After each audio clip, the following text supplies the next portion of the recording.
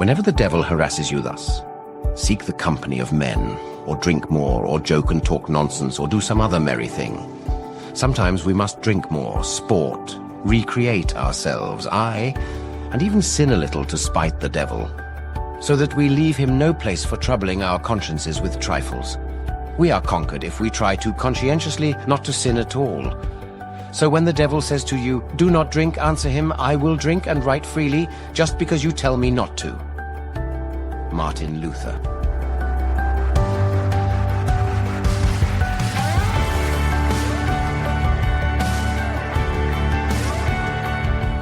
Andy, are you ready to choose between your children? Yes. I heard you guys do it on the last one. Oh, did you? Yeah. Well, then, so we couldn't do. I think that if I had known that you were coming on the show, more in more recent weeks, I would have tried to do something with Alice in Chains. But I was like, well, that was the one he listened to, and he said he would. I think I picked one Nirvana, and he went Alice in Chains. You went 5 for 5, Alice? Yeah, I would have went 5 for 5 on that. I don't remember which Nirvana one I picked. I don't remember if there was one Alice in Chains that I picked and I didn't feel good about it, or I picked the Nirvana one and I didn't feel good about it. It was Down in a Hole from right. Alice in Chains, and you picked the Nirvana song, and I would have picked Alice in Chains. Well, wasn't Down in a Hole versus Smells Like Teen Spirit, or that was Man in the Box? Man in the Box. I think Man in the Box was against. Yeah, that's what it was. I picked Man in the Box and didn't feel good about it because it was versus Smells Like Teen Spirit. I think Down in the Hole was versus Lithium. I feel like you chose. I think Lithium. It was. I think you chose Lithium was the one that you chose. But then you chose Rooster. Of course. But Rooster was against I didn't even feel like that was comparable. I was like, no. Well, you're gonna have a hard time with the Rooster. That's probably my favorite one. Yeah. It's such a good song. Yeah, it's a great song about the Vietnam War. Well, his father's experience in the Vietnam. That was Cantrell's dad, right? Yeah. Mm-hmm. Yeah. Okay, so instead, what we're gonna do for you? This is I did a little, since Tim is one of your great friends. I did a little. I had to know ahead of time what was one of Andy's. I needed to know some artists from Andy in order for him to choose between his children. So we're gonna still stay with the Seattle sound. We're gonna go with Soundgarden. Okay. Versus Metallica. Oh, you bastard! oh. Well, you know what? I like Soundgarden a lot, but I'm pretty sure I'm going to go with Metallica. And actually, but we'll see. Depends on. Yeah, exactly. Right. We'll because it's a song by song basis. It's not you'd be surprised. I think there was one where we did Billy Joel versus Elton John. No, you guys did Billy Joel, Elton John. Yeah, and it was listening to it this is this is not cool. What? So what are you taking at a Black Hole Sun versus Inner Sandman? I knew that was going to be one of them. I knew right out of the box. That's holy smokes. Oh God. Are you a Virginia Tech guy? No, that's what I was saying. Inner Sandman just is let's get you fired up song. I know you're not a Mariano Rivera guy, but no. Oh man, I love both of those songs too.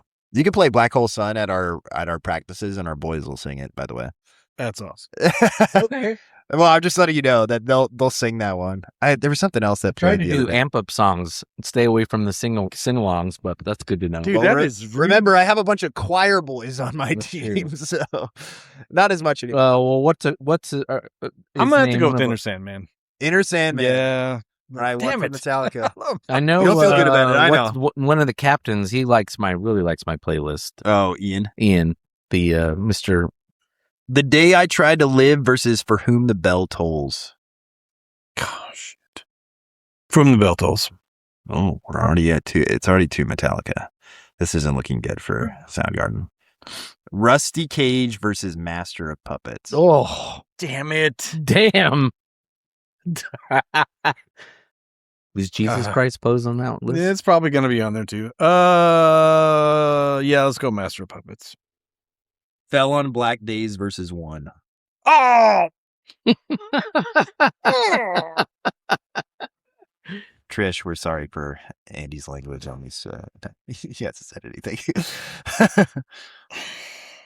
If we were on TikTok, this would be our TikTok moment. I know. We had cameras. Oh, man. JoJo. You know what? I gotta say, I'm impressed that you were able to pick out two bands that would give me this much trouble. Because I thought, Alice in Chains and Nirvana, like he's not gonna. I would, I felt like that was a good one for grunge enthusiasts because you guys are deep cut grunge. Oh man.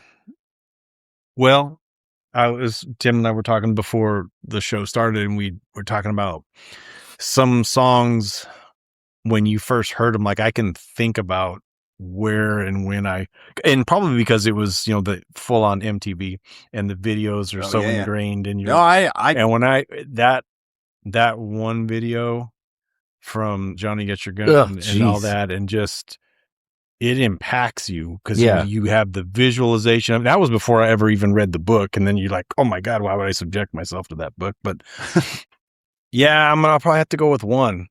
It's fair enough. So does Metallica get the clean sweep on the last one? We have Outshine versus Fade to Black. This is why Colton loves this game. Oh, that's fun. I feel like it's a really fun exercise. Like, it's really like. You know what? I'll go with Outshine on that one. Okay. Yeah, I'll go with Outshine on that one. Nice. So 4-1. You were, at least you were true to yourself. You knew that Metallica was what it was going to be all the way through. Yeah. Yeah. Man. So now we'll just do a tournament. Easy. We'll just do it tournament style from now on. We'll just so now it's Alice in Chains versus Metallica in the final. What are we taking? I thought you were gonna throw up like U2 versus the Smiths or something like that. Depeche Mode. You'd be killing me over here. We can do that real quick. We can make that happen. That's easy. We'll be right back. We'll take a break. Yeah. I was like, where's everybody at on their beers? I'm almost done. I got out halfway really quick, and then I was like, I need to slow down. I was watching both of you guys. Like, okay, I need to slow down a little bit. You don't. I was like, you can slow. Since I stopped drinking so much, I don't drink as fast as I used to, which I never drank fast to begin with. So, but now it's even slower than it used to be. You still talk about the beers that you're drinking? We try to. We try to. I just don't put them in the notes anymore. So how about you do it, Andy? Yeah. So we have Calcutta by Clipper, Moonlight Brewing Company. And the bartender's name is, Tim? Don. Say Dan. I thought it was Dan. I said Dan.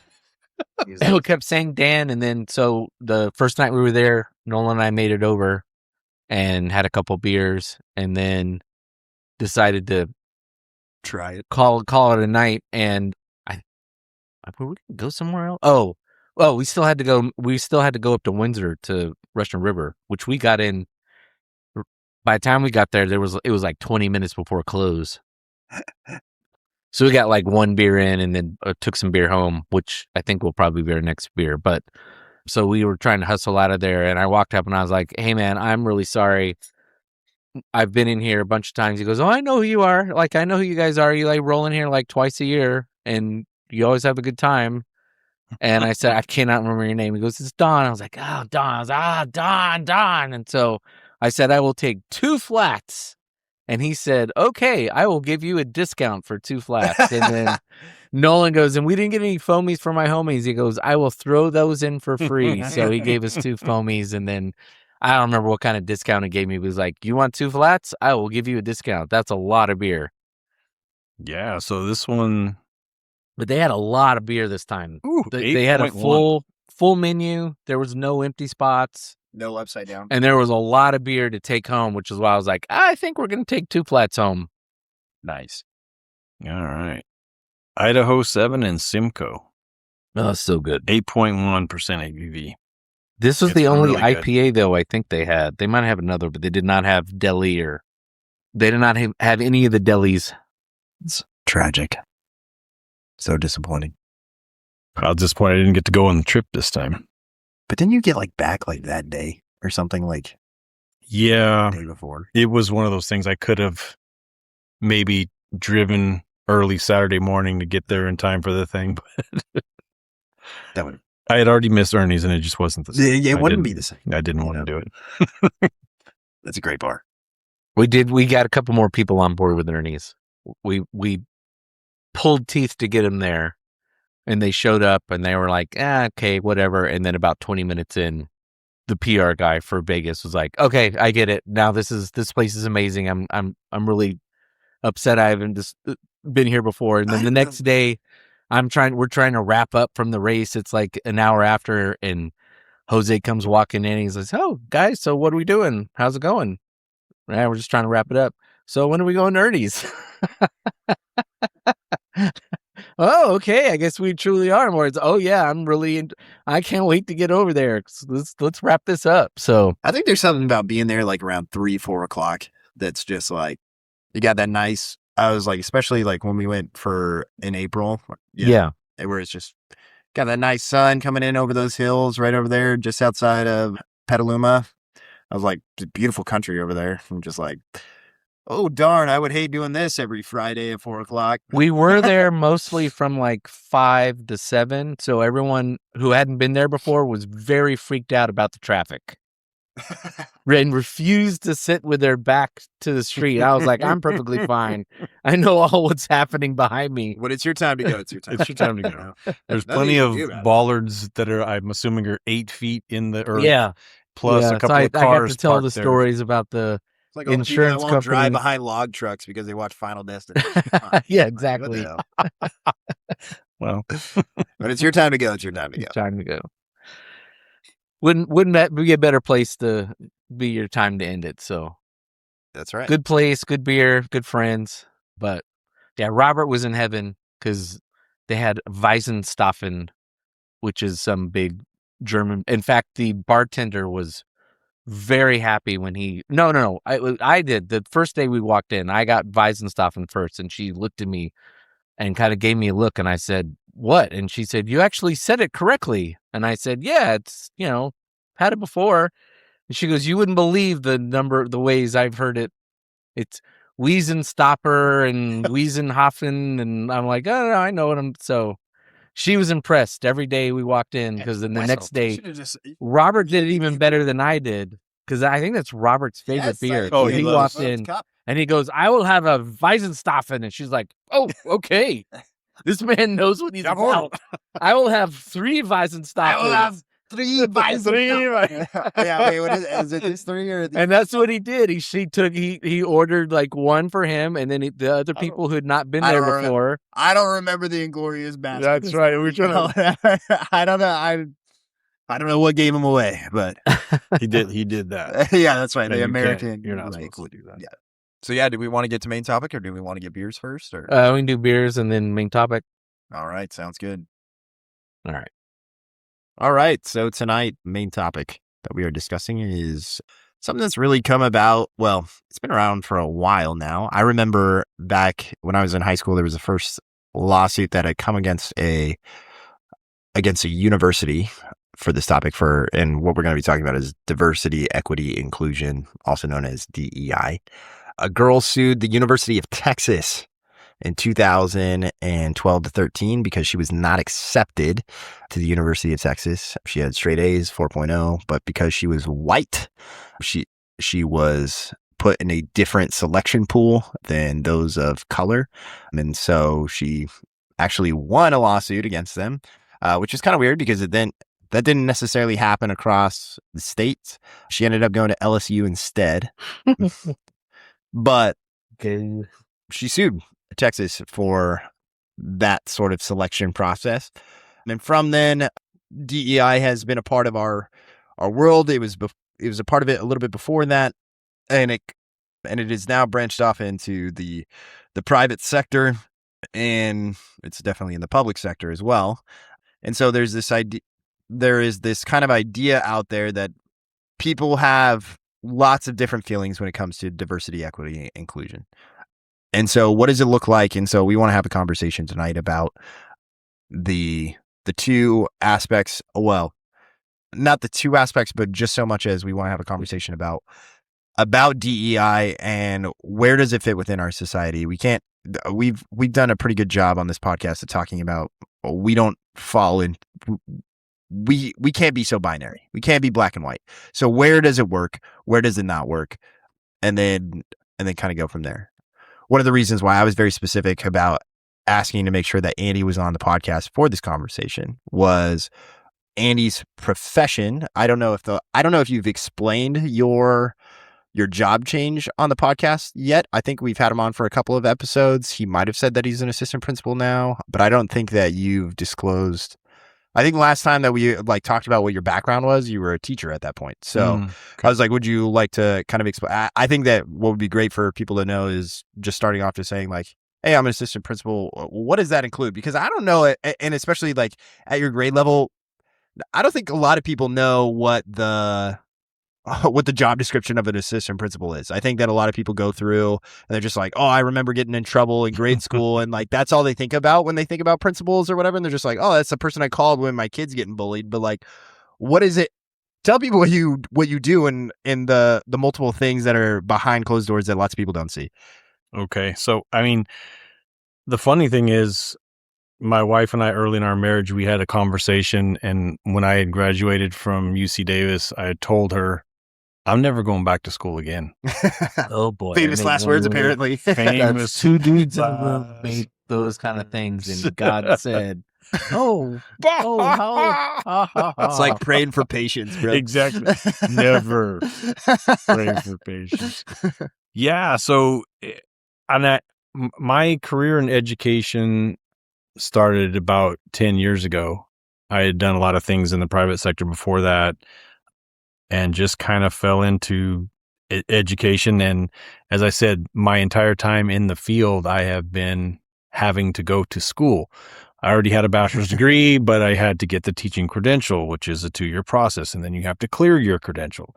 And then I took a year off, and then I went to a master's program. And then when I went into administration, you have to get an administrative credential. And what is your master's in? My master's in education and learning. Right. And I did that a couple years ago. The program that I chose, they required that you had cleared your teaching credential 3 years prior. So I already had to have cleared that credential before I could get the admin at the same time, because I was going to do it with a buddy of mine. We both were going to do it at the same time. He was able to do it because he came from Chicago and already had the credential cleared and stuff like that. So yeah, so the entire time I feel like I've been in school, and I'm still in the program right now to get the admin credential. And then I have to go into another program to clear it. Yep. As well as the state boards. So I have 2 more state boards for the admin credential. So yeah, so I was at particular elementary school that I was at for a little over 2 years, because I left the classroom in May of that last year that I was a teacher, went over to that school for finish out May and June to finish out the school year, and then was there 2 full years after that. So now I'm going to be moved to another elementary school. And the job description that an AP does now is what I find myself doing mostly is behavior issues, attendance, and then I do the evaluations for the classified staff. So your aides, your nutrition people, the custodians, stuff like that. Yeah.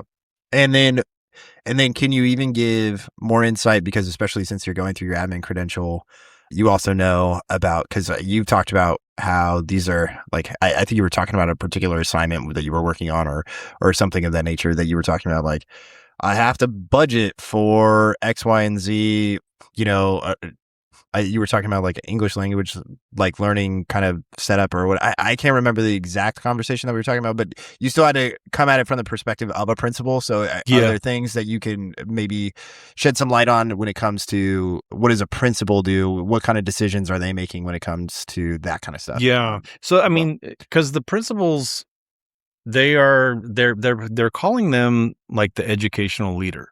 Right. And they're expected to have a working knowledge of the curriculum and when you say that, that's a tall order, because you think about how often the curricula changes. Yeah. So the curriculum will change often, and the principal is expected to keep abreast of that.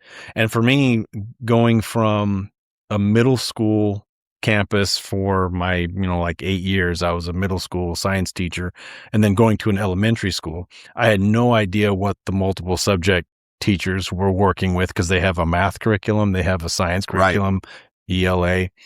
and even social studies. So it was a big learning curve to understand that. But the principals are, the educational leaders of the site, and they have to have a working knowledge of what the teachers are expected to teach, how they're expected to do it, how are they gauging the progress of their students? Are they gauging the progress? Are they evaluating that? Or are they coming up with assessments to be able to see what students are doing?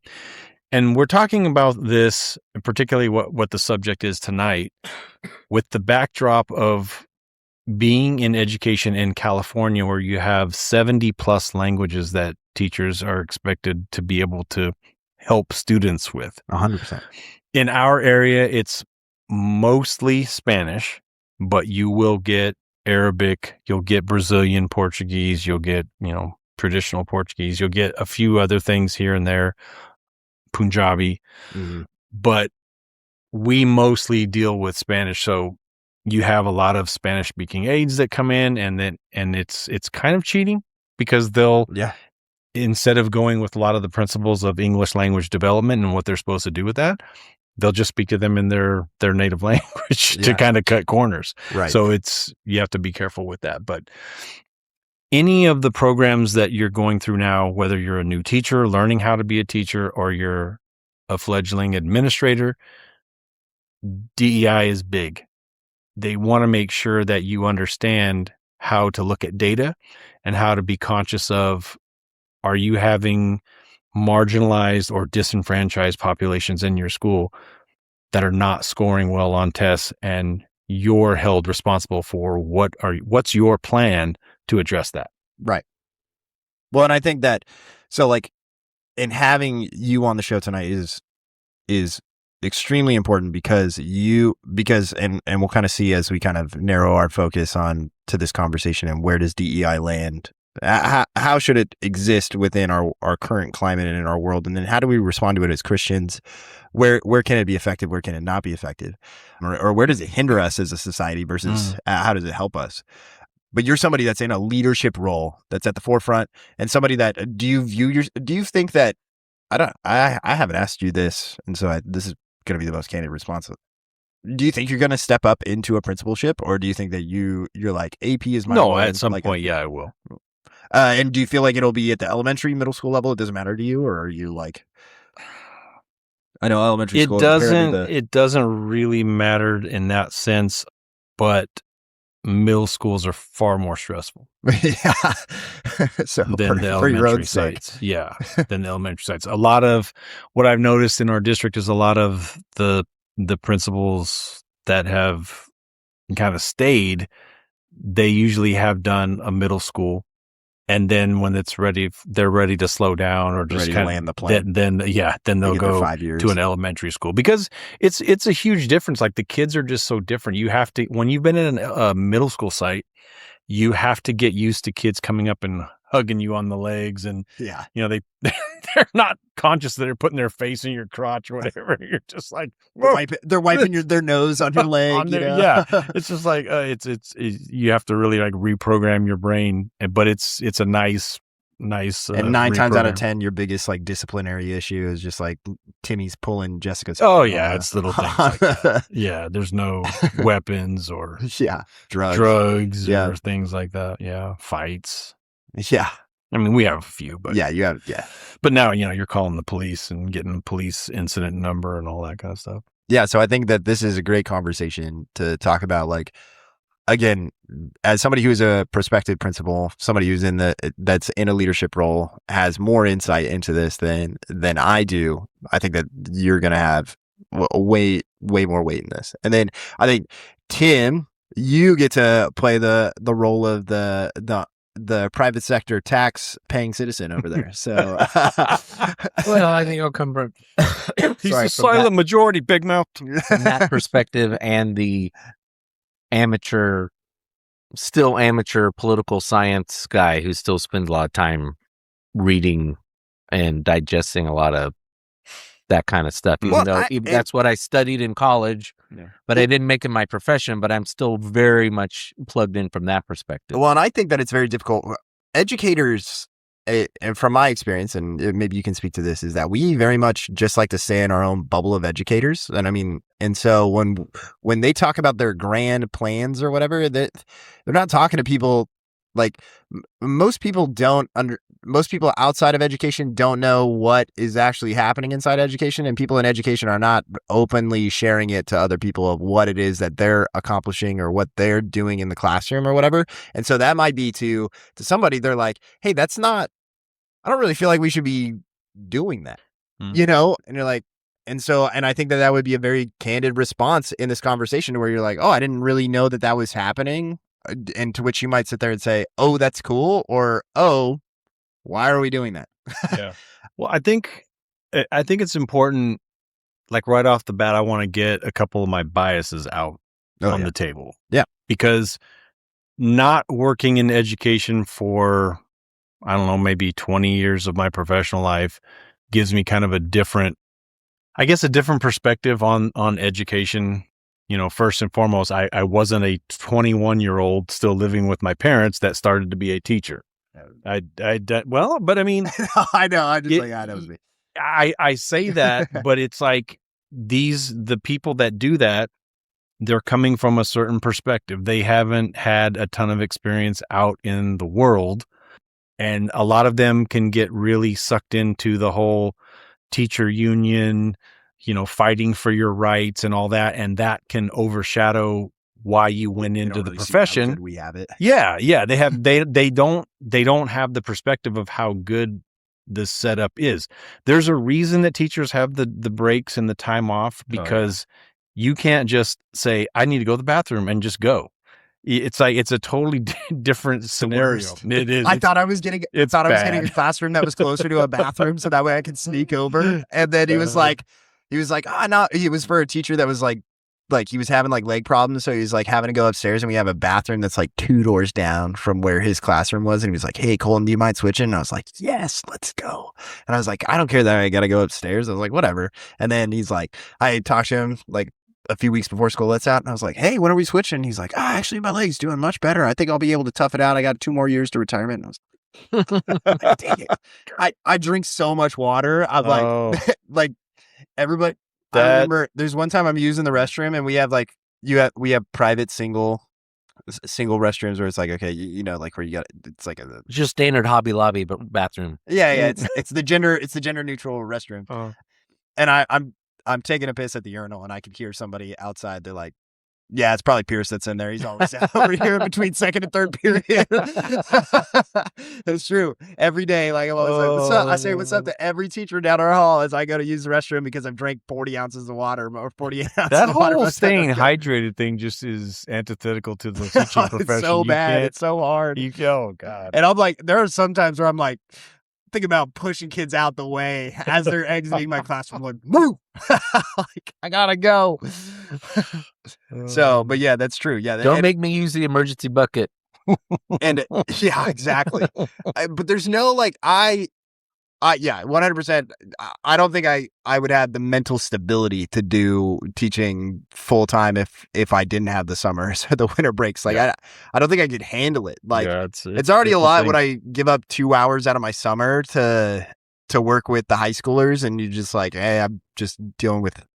But that's its own thing. So I completely agree with what you're saying. And I appreciate what you said. And when I said that I was 20, I wasn't 21, I was 24 because it took me a long time to get through college. But to your point is, I worked a job the entire time, and I do find that, and what you're talking about is actually, there are teachers that I work with, and especially in English departments that exist, where they were always straight A students. They've been it all through college. They didn't have to work when they were in college, or when they worked, it was like, I don't know. Like, I feel like some of you understand. Like, you weren't working a 40-hour work week. Yeah. You were doing whatever. And I'm not saying that it wasn't hard for them or whatever. They had their own experience and their own background. But at the same time, you've lived a very sheltered life, and school has been what you've always been good at. And this is where you've come back to. Mm-hmm.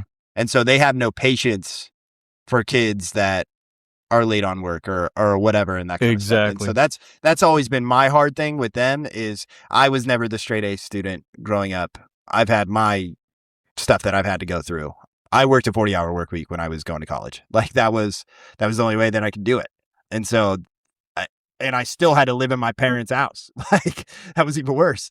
And so I get what you're saying, but also at the same time, I'm also part of that. Like I was a young teacher. So, No, but that's the thing. Like there's so many different experiences, and a lot of times in our minds, we don't make room for all those. that's right. But we need to be equitable and inclusive. That's right. That's right. So The other bias that I was going to tell you about was, I can still remember being in second grade and having to fill out the bubbles on a test and talk about ethnicity and things like that. And I was just so confused and went home and talked to my dad, and I still remember it to this day. Like he had this conversation with me, my little second grade Andy, just, like what do I mark? What do I put down? So we talked about that. And then we talked about just kind of race relations. And mind you, this is in like 1982, I'm thinking. And I still remember his words. He said, governments will try to do one thing or another. He said, but they're never going to be able to legislate people being kind to one another. Because he said, the only way that you're going to change, like the stereotype of the lazy Mexican sitting there, with their sombrero over their face and, just leaning up against a building, said the only way you're going to be able to change that stereotype is by you working hard and people seeing that. And then even if they have that image in their mind, they have to juxtapose that with the way they see you work. And that's the only way you change people's minds, is by interacting with one another. Said governments are not going to ever solve that problem or be able to legislate people being kind to one another or having opportunities.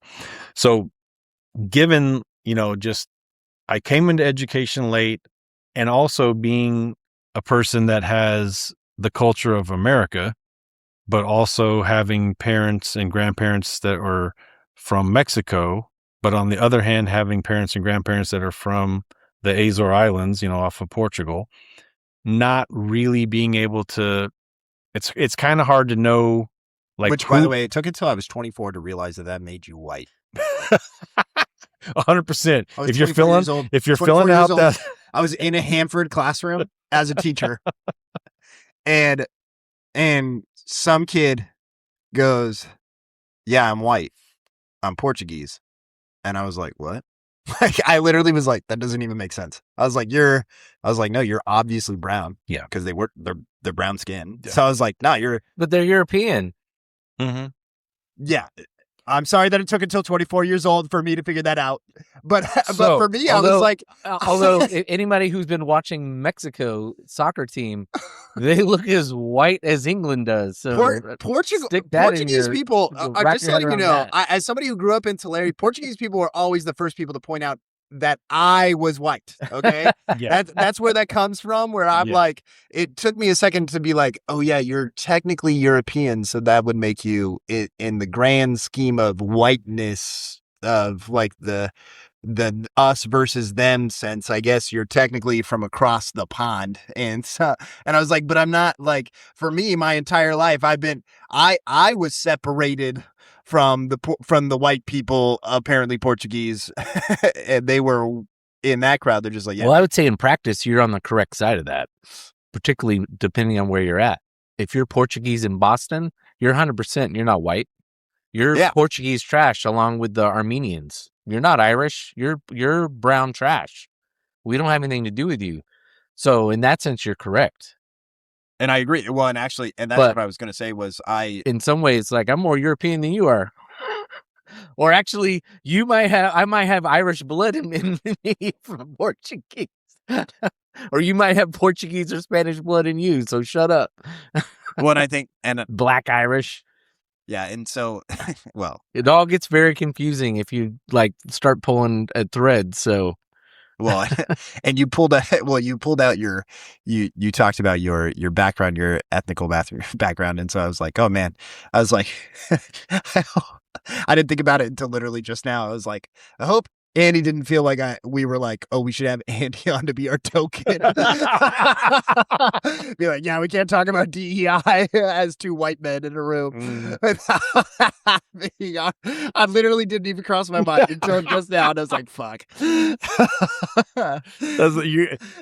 Our brown friend is. Hey, yo.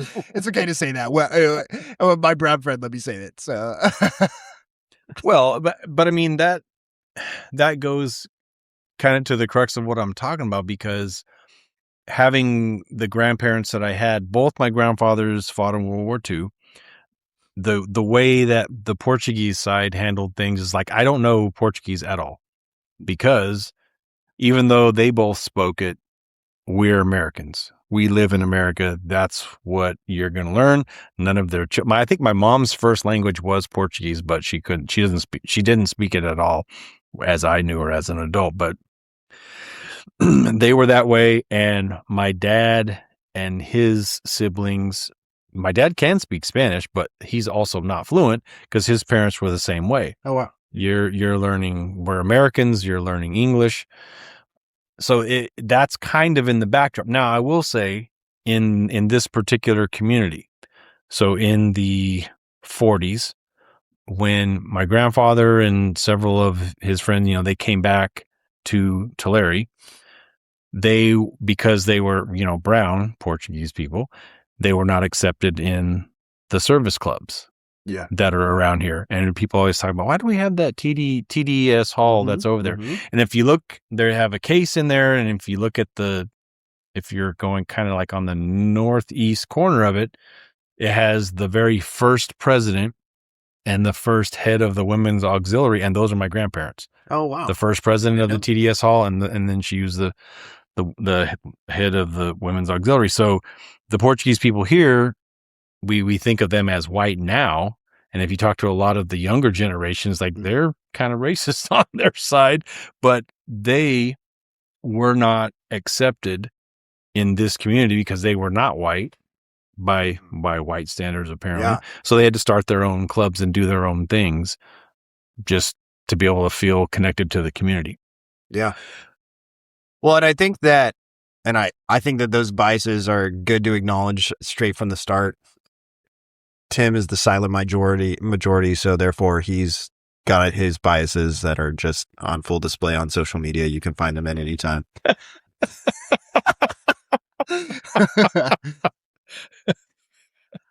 But I think that this is, I think especially where we're I feel bad because I'm saying that we're starting this conversation. We all know that this is going to be like a 5-hour podcast, right?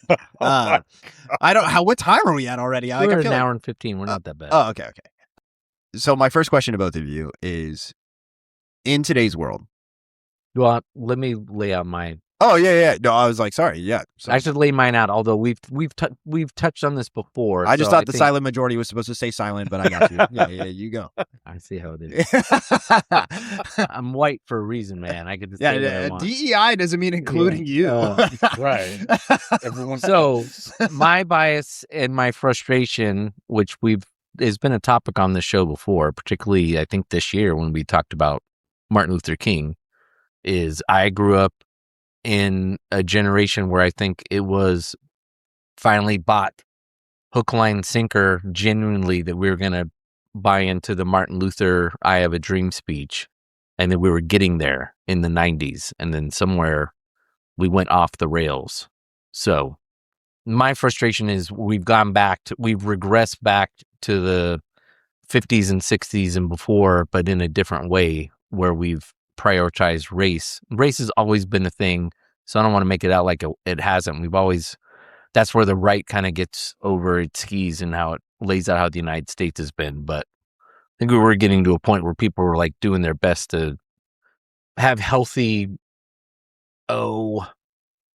ways of making fun of each other without being racist or being accused of being racist when one wasn't being racist. So that's the still trying to phenomenon. And still, I think there was still trying to grapple with the inequities in racial inequities and why those are, and argue over why those things are without getting as toxic. I think it has been the last 6-8 years. So which actually, this is perfect. Well, because this was going to be my question, which you're going to be like, I just answered that, dumbass. But my question is, but I'll now expand it, because I think that this is a good place to start. In our current climate in our world, one, does race, gender, sexual preference, does that matter, and should it matter? So, and I think that this will help kind of, this is going to be a device.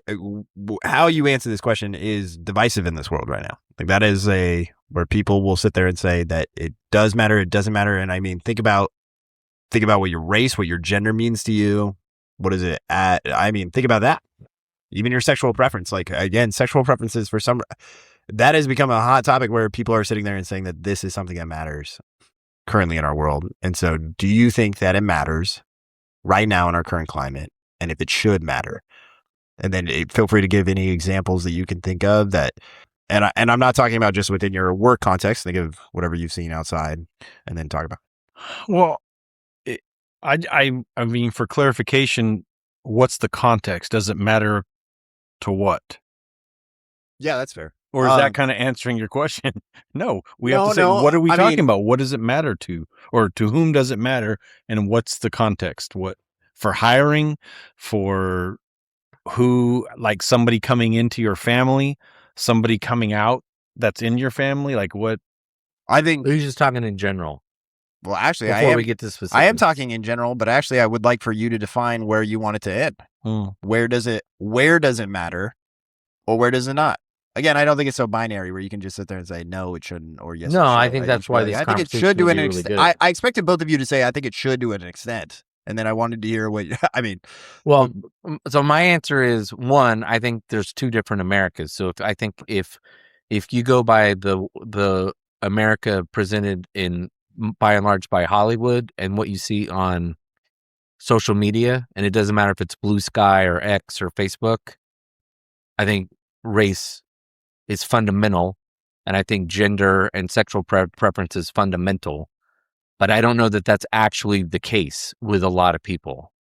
I think when you start drilling down, even with like homosexuals, like I don't define myself by the fact that I sleep with men. Like, I'm much more interesting than that. Like, I am that way. I was like, you say that, but meanwhile, I was like, you say you don't define yourself. It is now, it's now a part of email code in some areas of the United States, or even a part of, if you were to do a Zoom meeting or to do a Zoom classroom and I mean, you could sit there and say, way to use an extreme, Colton. If you were to do it at Cal, you would have to put your preferred pronouns within your name. So you would say, I would put Colton Pierce, he, him. That's a good rebuttal. And I would say I would say that's still part of two Americas, because I would also say the more educated you are, the more you make a big deal about those things, and the less educated they are, and the more you have to go out and work, I think the less important it is.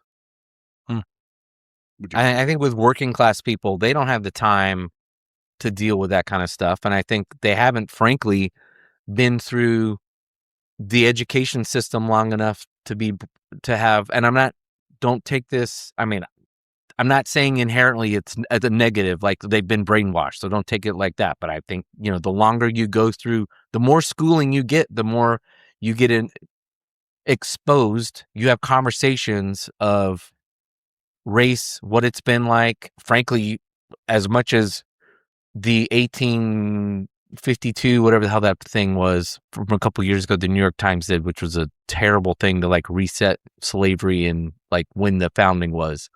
I think it is good to go through college and find out, how bad slavery was and some of the things that I'm all for, not having a mythical view of the United States. But I think the more you go through it too, then you can have more of a pessimistic, and it's easy. I think in a lot of circles in education, they push victim status in some cases for economic reasons, because it makes sense for the university. And it, impressionable minds get put up with that, deal with that. I think your average kid, your average high school education, maybe junior college, might have some of it, but they're not gonna have a lot of it. It's good. So again, the more education you get, I think the more fixation there is. What do you think, Andy? I was thinking about in the context of this podcast, and part of the delineation becomes people that worship like just the human condition versus those that are like Jesus followers or have some kind of religious tie. And when the end all be all is yourself and exploring yourself and your own identity, and that's the center of your universe, and that's the ultimate thing, then that can be something that's very important. As a Christian, we're going to interact with people that have that worldview. So it's important, but I don't think somebody that's a Christian that works with other people in the secular context, if they're really living out Christian values, those kind of things, what pronouns a person uses and all that kind of thing, that's something that comes out as you're building a relationship. Yeah. I don't like the artificial thing of throwing out what your pronouns are, in something as like a class, because, that's how we're going to learn to no, just talk to people and learn how they identify and move through it that way. So it's more organic than it is just Performative. clumsy and performative. Yeah. Plus, I'm never going to remember. Well, and here, so I would say, So like, hard. to your original question, it is important to some people. It is. And we interact with those people, and it doesn't mean it has to be important to us, but we are called to love others as ourselves. So does it mean that I'm endorsing their sexuality or how they, no, but how am I reflecting Jesus's love by throwing my own political beliefs in the mix of it? I'm not going to do that because that's validating your lifestyle and the choices that you're making. No. So because it is important to some people, it should be important to everybody. Yeah. In the sense where not the political stance is important, but the person is important. And you're never going to have a relationship with that person or ever get to the part where you can give them your testimony or whatnot if you haven't built that relationship first. So sometimes we have to swallow our pride, and it's because I'm a friend with somebody who says they're homosexual, that doesn't mean it's going to infect my children. Yeah. But so many people on the right seem to to have those kind of things. And we're talking about, in the case of homosexuals, 1.5% to maybe 5% of all of human beings identify as homosexual. Okay. There's an inordinate amount of representation in the movies that we see, the TV shows. It's almost like a desensitization process that's going on. That's not really necessary. I mean, just those people exist, and they're among us all the time. We're related to them. They're our brothers, sisters, aunts, uncles, whatever. Whatever they identify, that's important to them. So we should, because we want to have relationships with people, we should. That's how we influence people. That's our calling, right? Our calling is not to save the world, to save the United States. It's be a light to other people, and you're never going to be able to do that if you're fighting over politics, because you're trying to draw a line in the sand. Yeah, and so a little nugget that I think could spiral into a different conversation, but I think we could keep it fairly concise. So when you were talking about you're talking about Hollywood and its portrayal of, these people, it makes us, and I remember being in a teacher credentialing program, and they asked people, and they were like, one of the questions, because we had, I don't know if you had it, we went through the same program, but mine was years later than yours. We had an inclusiveness class. So it was a DEI kind of class. And we did have a one specific night where we were talking about the LGBTQIA plus community. And in that conversation, our teacher goes, how much of and she was very woke, if we want to go from there. But and so she wasn't asking this as kind of like a gotcha kind of question, but she did ask how many people in the United States currently are, what percentage of the United States of Americans are homosexual. The percentage numbers that were being thrown out were outrageous. It was like 50-60% people were suggesting that was the amount of homosexuals that existed out there. And I got the answer correct. I was like, no, it's like 7. And she was like, yeah, it's 7%. You said 1.5 to 5%. So But that was worldwide. Oh, okay, worldwide. And so, and there's that whole like, well, we don't know how many are actually closeted or whatever. Sure, got it. And that also counts that was the whole LGBTQIA plus community. So that might also account for the extra 2% or whatever.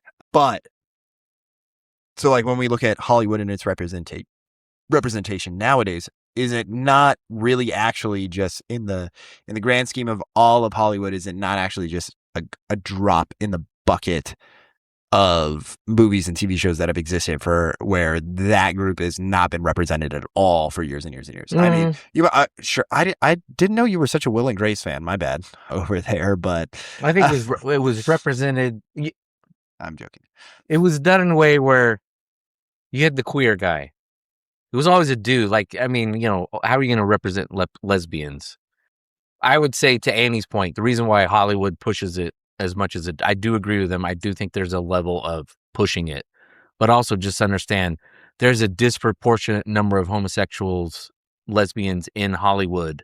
Oh, sure. And I think they just feel like most groups do, they think their group is representative of America. And so therefore it's just like, oh, we're going to have this because third of my friends are gay males. It's like, yes, this is because this is. You guys work for Disney, so. But like, okay, but you did say the queer guy, but the queer guy isn't the person that the story is being told from their perspective or whatever, right? Like you're not having this thing to latch on to 99.9% of films that exist, correct? Sure. Well, and I think this is why that existed up until that point. That's what I'm saying. So. To kind of take it to the DEI overall conversation, I would say the homosexual, the LGBTQ, I would say, because again, I don't know a lot of homosexual people, but the ones that I have known, Danika's had friends, they're very much like, I don't give a damn about that. I want to be left alone. I do think in a lot of ways, to the overall conversation that we're getting to, I think a lot of ways the LGBTQ thing got way over its skis, and even in a lot of ways where gay and lesbians were like, I didn't sign up for this. I just wanted to be accepted, left alone, be able to marry where I want to marry, and just leave me alone. Wasn't going to get wrapped up in this whole like cultural revolution that went to 100 right away. We're like accepting drag queen book story readings for 4-year-olds. And I think even a lot of gay and lesbians are like, no, I didn't sign up for that. Like, can we just have normal? Like, I just want like, why am I getting dragged in the mud here? And now I'm like, like I'm part of the bad team. Like, I'm not even down with this. Well, and so like, and I think that we're going to get to something a little bit later on when we get to education, because I have perspective on the classroom environment of DEI, probably a little bit more than math, science, and maybe not more than social studies or health, for example, or PE. But we do have an aspect of DEI that is a part of our system that maybe you're with or not with. But so as much as it's happening in Hollywood in literature, I was like, there are a lot of heterosexual female women that are writing lots of LGBTQIA plus literature out there that is like throughout you. I was like, romanticy, whatever. I was like, there's female porn. We know. Well, but even then, I was like, your female porn. I was like, you could read whatever, and out of nowhere, you've got a gay sex scene in it because they're just like, yeah, let's just make them. And it doesn't even seem to fit within the storyline. Sometimes you're just like, what the hell? Like, And is that part of the same thing? They're like hanging around with literary circles that also have a disproportionate number, or I mean, if you want to throw in, I have no If you idea. want my opinion on it, I was like, yeah, I'd throw in possibly part of your argument where you talked about how the more educated you are, the more hyper aware you become of these instances. And so like it's actually considered, it's up there as one of the top 10 most viewed TED Talks of all time. There's a TED Talk out there that's called The Danger of a Single Story. Oh yeah. And it's a great TED Talk. That's a good one. And it's actually what I was going to get to when we talked about English, where it's like, we really don't need to just read old white dudes all the time. they got a lot we to don't. say, but But from that same standpoint is they're like, oh, we want to make somebody feel included, and so therefore we're going to add this homosexuality aspect. So they become so hypersensitive to it that you add it, and you're just like, okay, that wasn't something that needed to be a part of the story. It wasn't anything that added it. But also, I'm the type that, so you can also push back on me because I also think that romance doesn't actually technically need to be a part of the story. So I'm just like, whatever. yeah, we know you do not like Romeo and Yeah, Juliet. I'm like, whatever, get the fuck out of here.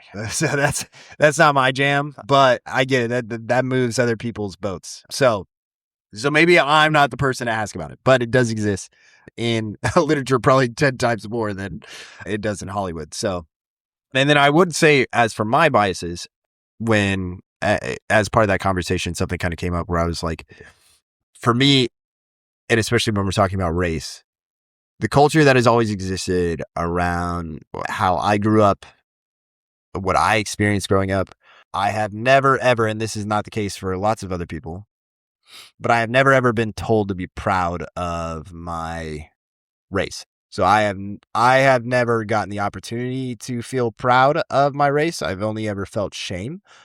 This isn't a pity party, but No, I think that's a fair point. Though. I would say most white people I know that I've grown up with and are the same way. I don't, and maybe that's a regional thing, but because of it, it makes it so much more difficult for me to understand when people are so proud of their race. You can be like, that's because I can't. So I can't understand your sense of pride and I mean, like, you could sit there and say, well, that's because you're the majority versus the minority. And I can wrap my head around that. But at the same time, like, I get why you're proud, but at the same time, like, for me, it's not that big of a deal. Like, I'm just like, why can't you just let that go? Right. Because I've had to let mine go. And I wasn't allowed to be, so therefore I mean, like, if you were to ask my grandpa, who has no problem being racist, he'd be like, you were from Scotland, but we haven't been in Scotland in fucking 500 years. So like, I was like, we've done the ancestry.com. We were here before the revolution. Like, that's how long my family has been in this country. And it's not like, so like, I don't know where we have an attachment to Scotland anymore. I was like, at what point do we become Americans? Like, and my grandparents on the other side are from Oklahoma. That's as far back as we can get on ancestry.com. So like, so I don't have a connection I don't have that sense of pride in my race that, like, and I don't have a problem with it, but I'm telling you that there are people that are, and as part of this conversation, that are like, I'm proud to be Mexican. I'm proud to be black. And I feel bad because most black people don't know where they come from. So, but I mean, like, some are like, I'm Nigerian, like I'm black, but they're proud of where it is that they come from or what it is, or that's a part of their race. And for me, that was something that culture dictated. And even my parents, who were giving into that culture as well, said that I couldn't necessarily have. So I have a bias where I'm like, where kind of like with you, where I'm just like, just give it up. Like, it's so easy to just give it up. Like, but it's not. Like, I was like, if you were told to be proud of who you were or whatever growing up, and to be like, I'm proud of this, like if the United States and Mexico were to play, how many Mexican Americans that live in our area are going to choose Mexico over the United States for a soccer game, right? Like, absolutely. I don't have a problem with doing that either. Like, at one point in high school, I would have had a problem with it. I was in an Adidas store, and the Mexico stuff was flying off the shelves. Yeah. And no one was buying USA stuff. And I wasn't like, ass hurt by it. I was like, well, that's interesting. I think that's part of the problem. That's the frustration with DEI, is it's an asymmetrical conversation. It is. No one ever complains about African nationalism. No one ever complains about Colombian nationalism, but someone talks about like, oh, there's nationalism on the rise in Austria. And it's like, oh, here we go. We're one step away from goose stepping and genociding somebody. It's like, why is it only white people or like the nationalists, the evil nationalists that we've got to talk about? And then to your point, like, you're not really, I can stipulate, I don't know what it means to live as a black person in America, but it's hard to have a conversation with some African Americans and say like, but that's not me, particularly in the academic sense. It just gets thrown back like, oh, then you're just blind to your racism and all that. It's like, no, let's actually have a conversation. Like, how about I learn from you? I don't know what it's like to get pulled over a bunch of times by a cop, but how about you learn from me and actually learn that not everyone who's looks like me is like who you seem to think I am. We never. There's too many times in these DEI settings, whether they be corporate or academic, and I can say academic because at UCLA, that stuff I think was you pointed this out to me because I blame the boomers for this, and you said no, it's your generation's fault, and I said you're correct. You're still partially correct, but I am also partially correct. It was boomers teaching my generation, Andy's generation, who are now the ones out teaching this crap. Because I remember having conversations like this where you just be like pushing back, like, wait a minute, like not everyone's a racist, and just being like shouted down by a group in a class at UCLA. And you're like, all right, I'm done with this. Like, I don't need this. I just like, whatever. I don't even know you people. So there aren't symmetrical, honest conversations that are being facilitated enough. It's like, it's just grievance councils. Yeah. And I don't think it's helping. Well, and so let's get down to DEI. So for those of you that have been listening and you're like, so if you're the type that's like, I don't know what the hell DEI is. Again, DEI is diversity, equity, inclusion, which has now something that now exists within the public and private sector as far as workplace involvement. It's also for other things. Like I talked about schools where for decades it was, all right, we're accepting this amount of Native Americans, we're accepting this amount of Asian Americans, we're accepting this amount of African Americans, we're accepting this amount of Caucasian Americans. And so for those of you that are playing along, and so that people, and now you've added gender. It started off with just race, and then it moved to gender, and then now LGBTQIA plus. And so now it's like, okay, that's why we can't have nice things. So now you have all these slots so if you were to apply for a job, let's say, like the classic one is the pilot one. There's lots of people, like that was the one that, what's his name? The guy that got shot. Charlie Kirk. You like to talk about the pilot one. Mm-hmm. Do I care that my pilot is black? No, I care if he's the most qualified person for that position. I don't care. I don't give a rat's ass about his ethnicity. I don't. I want the most qualified person for that position. And so DEI was structured to therefore, and I mean, pilot is kind of, that's. Oh, it's actually not. The FAA during Biden actually actively went out and said we need to hire more women and people of color for pilots, which is just absurd. Well, and Biden, right? What was Biden's famous thing about, like, have you decided on a running mate? And he's like, nope, but I can tell you it will be a woman or whatever. Yeah, it was gonna be a woman for sure. I thought it was if you don't vote for me, you ain't black. Yeah, that was another one where it was like, what the fuck? I think that's the big issue that people had with DEI at face value, was they equated it with incompetence. Right. We're going not based on competency, but we're going based on those things we talked about before that people identify with. And that became the most important thing when it came to hiring practices.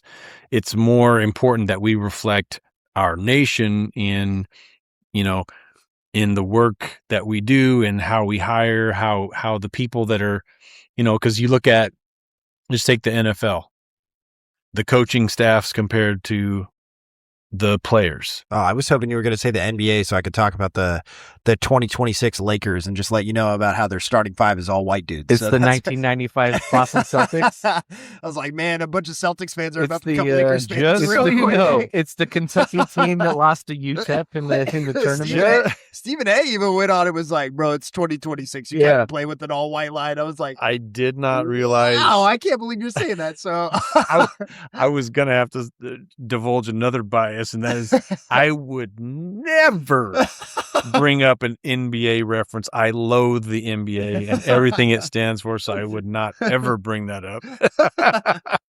That's bias number 3. Well, your NFL point's a great one because oh yeah, NFL is racism is brought up every time. I don't know. But we're going to I don't- incentivize teams with draft picks if they hire a black coach. Here's the thing. I don't know why there aren't black coaches, but I find it a strange version of racism yeah, Pittsburgh. that you're going to pay $230 million, 40 to 60% of which goes to African Americans. But but my coach, that's where it stands. I'm not going to allow my team to be coached by a black guy. What kind of strange racism is that? Are people doing that? I'm sorry, I don't keep up with NFL. No, there's always okay, been I this was like, thing of holy the fuck. NFL is racist. Okay, so the NFL is racist. I think it's 55-60% of rosters are African American. So you're telling me that your average owner has this strange form of racism where he will draft black players, pay black players, but he won't pay for a black coach. I just don't. What is that? I don't understand that. It doesn't make any sense. I think there's probably another reason for it. It doesn't mean the NFL doesn't need to, maybe we're not promoting NFL black.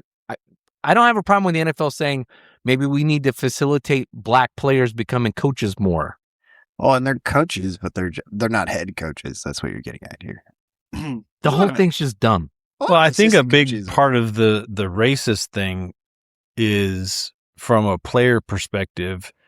If you know your history and you know what like the auctions were for slaves and things like that, the market, and you see the way black prospective players, they're mostly black, of course, but how they're okay, you're stripping down your underwear and you're going to go and you're going to, and white people mostly are the ones that are doing the evaluations on your, the hand size. Well, I 100% can see how this is a moral dilemma for some.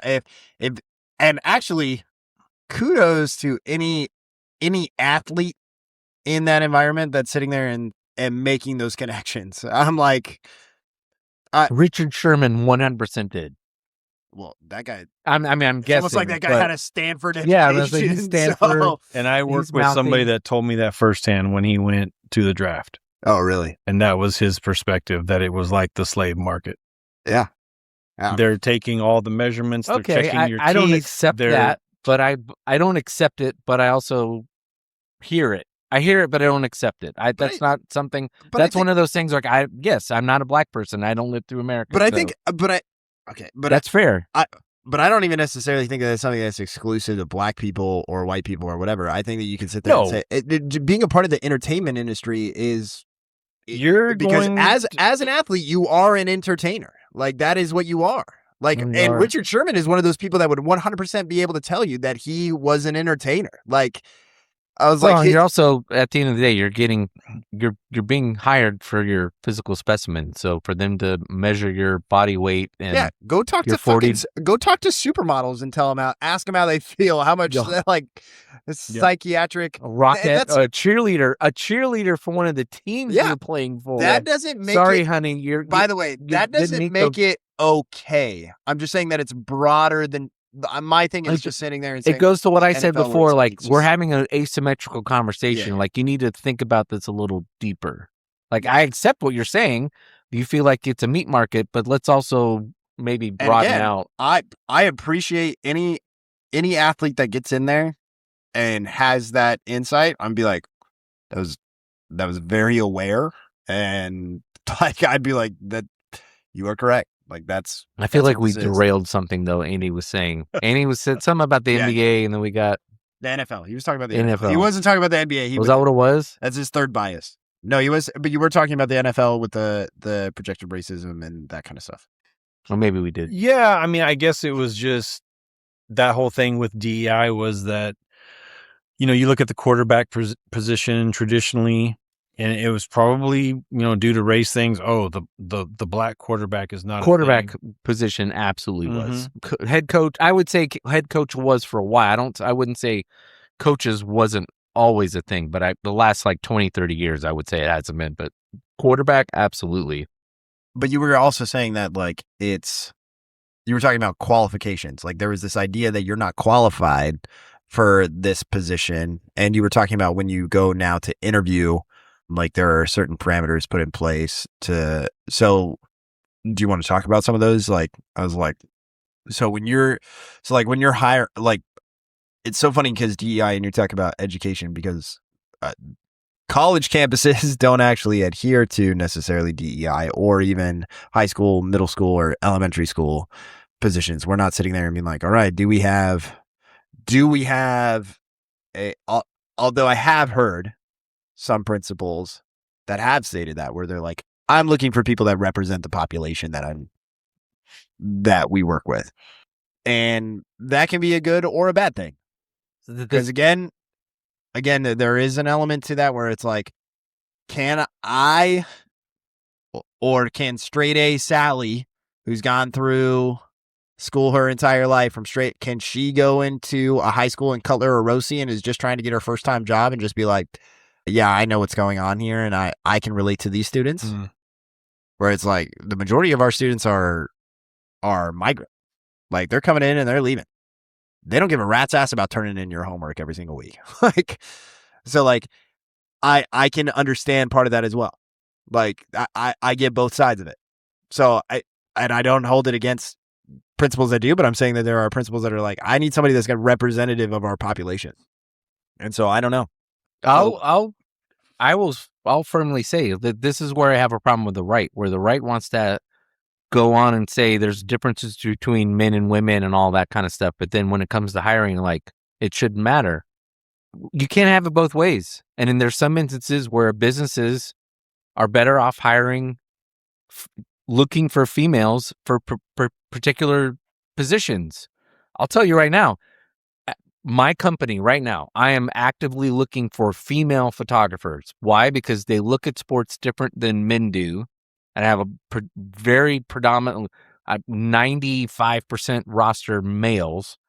And the 3 or 4 females that I have shooting for me are shooting things differently. Their sales are really good. So yes, on one level it's economic, but it's also a style of photography that I, just from a person who loves sports photography, wants more in my business. So I'm actively looking for female photographers. No problem with that. On the flip side, I think the school system, particularly the younger you go, should be actively looking for male teachers because we have too many females teaching boys. And I know from my personal experience, I was fortunate enough, my youngest son, Jeff, who's been on the show a bunch of times, had male teachers, and he did much better with males because they understood he was an ADHD boy or just a boy and could put up with them. And so I don't have a problem when it's done with purpose of saying like, no, I'm actively looking for, or to your point, Colton, I'm actively looking for Hispanic teachers who understand what this is, the population I'm working with. As long as there's a purpose behind it, I don't have a problem with it. I do think there's room for that. It can't be government directed. It can't be proportions that are made up on some spreadsheet that are usually crazy. Like we want to increase the black number hired to 20%. Okay, well, but they're only 12% of the population. So how is that quote unquote equitable? Yeah.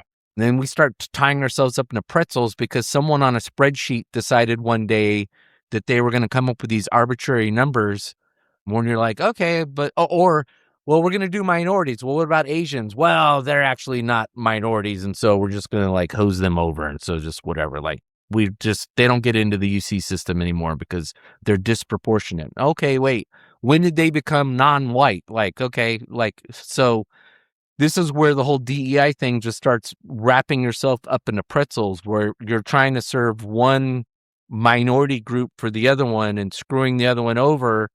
And then it just turns into, it ends up perpetuating the very thing you're trying to solve, which is racial animosity. Yeah. Well, to your point about hiring more male teachers. So a very unpopular view, but a principle that I actually had as a student at one time. I came to find out later that one of his beliefs was, I try not to hire young single women to be teachers. And people, what are you talking about? Well, they're just going to get married and then they get pregnant and then they're out for, 9 months or whatever. You have to find a substitute. You have to do all these things. And if you think about it, what are the years that a female teacher is going to be out?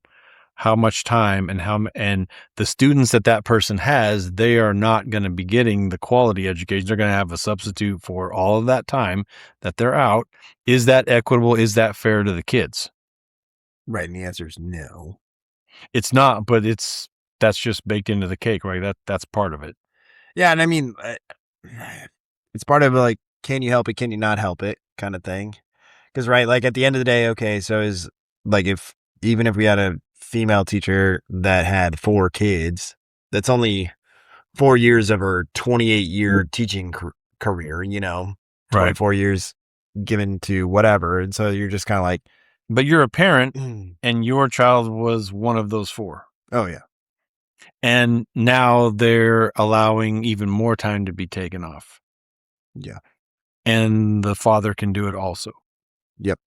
Well, my oldest granddaughter had that 2 years ago. Her teacher got pregnant and she was pretty much out most of the school year by the time everything was said and done. Yeah, you get, as somebody who's just gone through it, you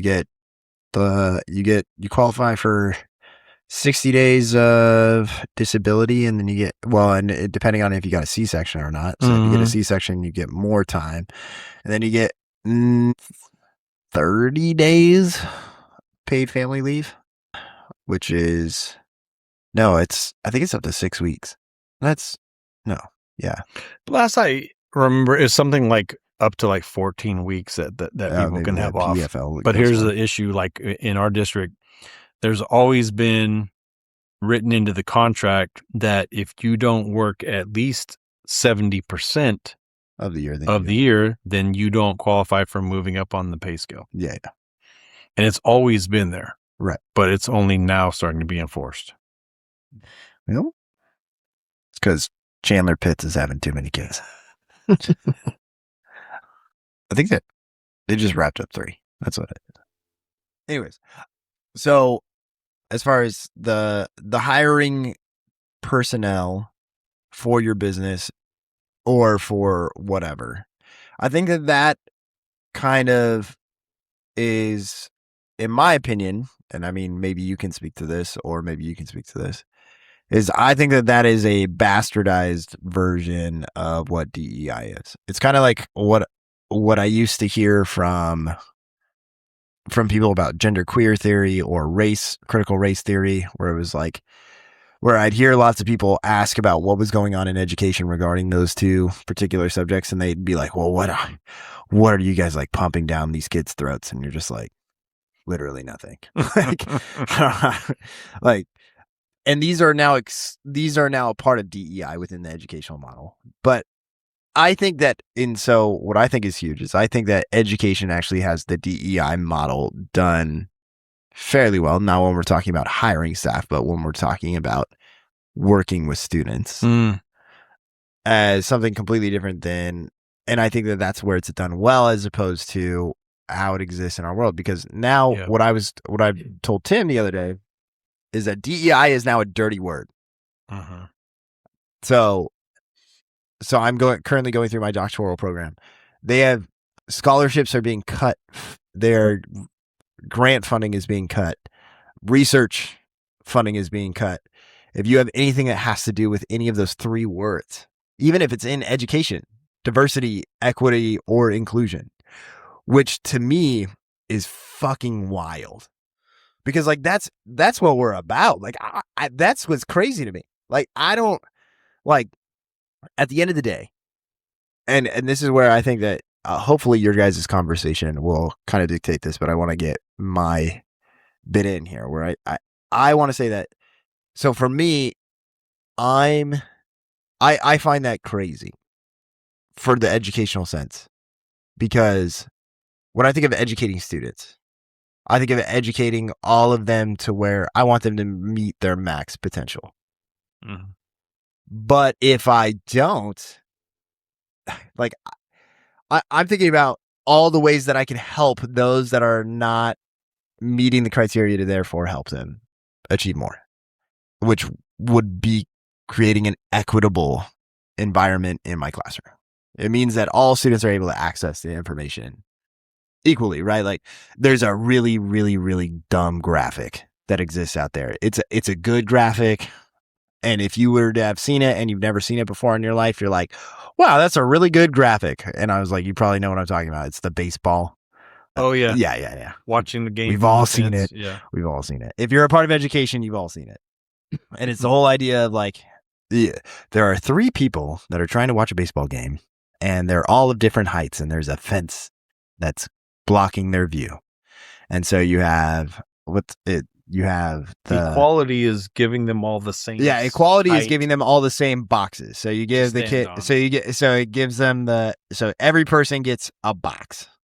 And then it's like, okay, so the guy that's super tall is able to now see 10 feet over the fence, as opposed to the person that's in the middle that's like barely able to see anything over the wood line. And then you got the kid or the child that's not able to see anything. They're still looking at the fence, and they're like, or you have the equitable, which is the tall guy was always able to see over the fence, so now he's able to see over it. But then you give one box to the guy who's able to see over, and then you give two boxes to the kid over there. And that's that whole idea of equity, where it's like, okay, we're giving to the people that have needs, and this is where I think that tonight would be hopefully because I think that that's right. I think that that's good. But I don't think that necessarily everybody thinks that that's good. Yeah. Well, I'm glad you pointed out the difference between DEI through a hiring lens versus DEI as an educator and trying to bring to your students what they need. You're not giving everybody the same thing. You're giving to each what they need to be able to access their education. And I think that's the big issue with DEI from a hiring standpoint is the most important thing is how that person identifies or the color of their skin. And I think that's where a lot of people bristle at that, because when that becomes the standard, then maybe their competency could be lacking. And a lot of people took issue with that. Where it goes to your point in the classroom,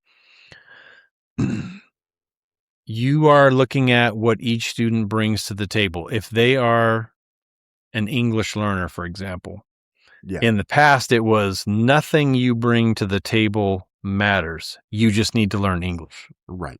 And what I think is a refreshing view on that is, no, there are tons of assets that they bring to the table. 100%. We just have to be able to figure out how to access them and use that to help them access the English language.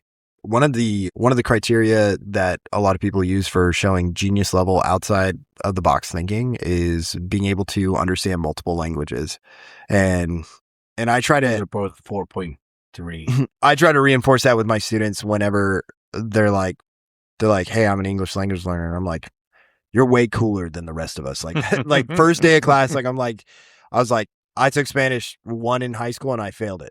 I was like, I fucking suck at learning new languages. So the fact that you're able to do both and you're able to hear what I'm saying and you're able to have a conversation right now, I don't think you understand. I don't think anybody's ever told you, but that is like one of the coolest things that you could ever do is that you're able to understand two different people. And I'll be like, and one of the fun things is be like, so when I'm talking to you, or like when you hear your thoughts in your head, that's the fun one. It's like when you hear your thoughts in your head, are they in Spanish or are they in English? And they're like, they're in Spanish. And I'm like, but then they're coming out English. I was like, that's wild to me. I could freaking never.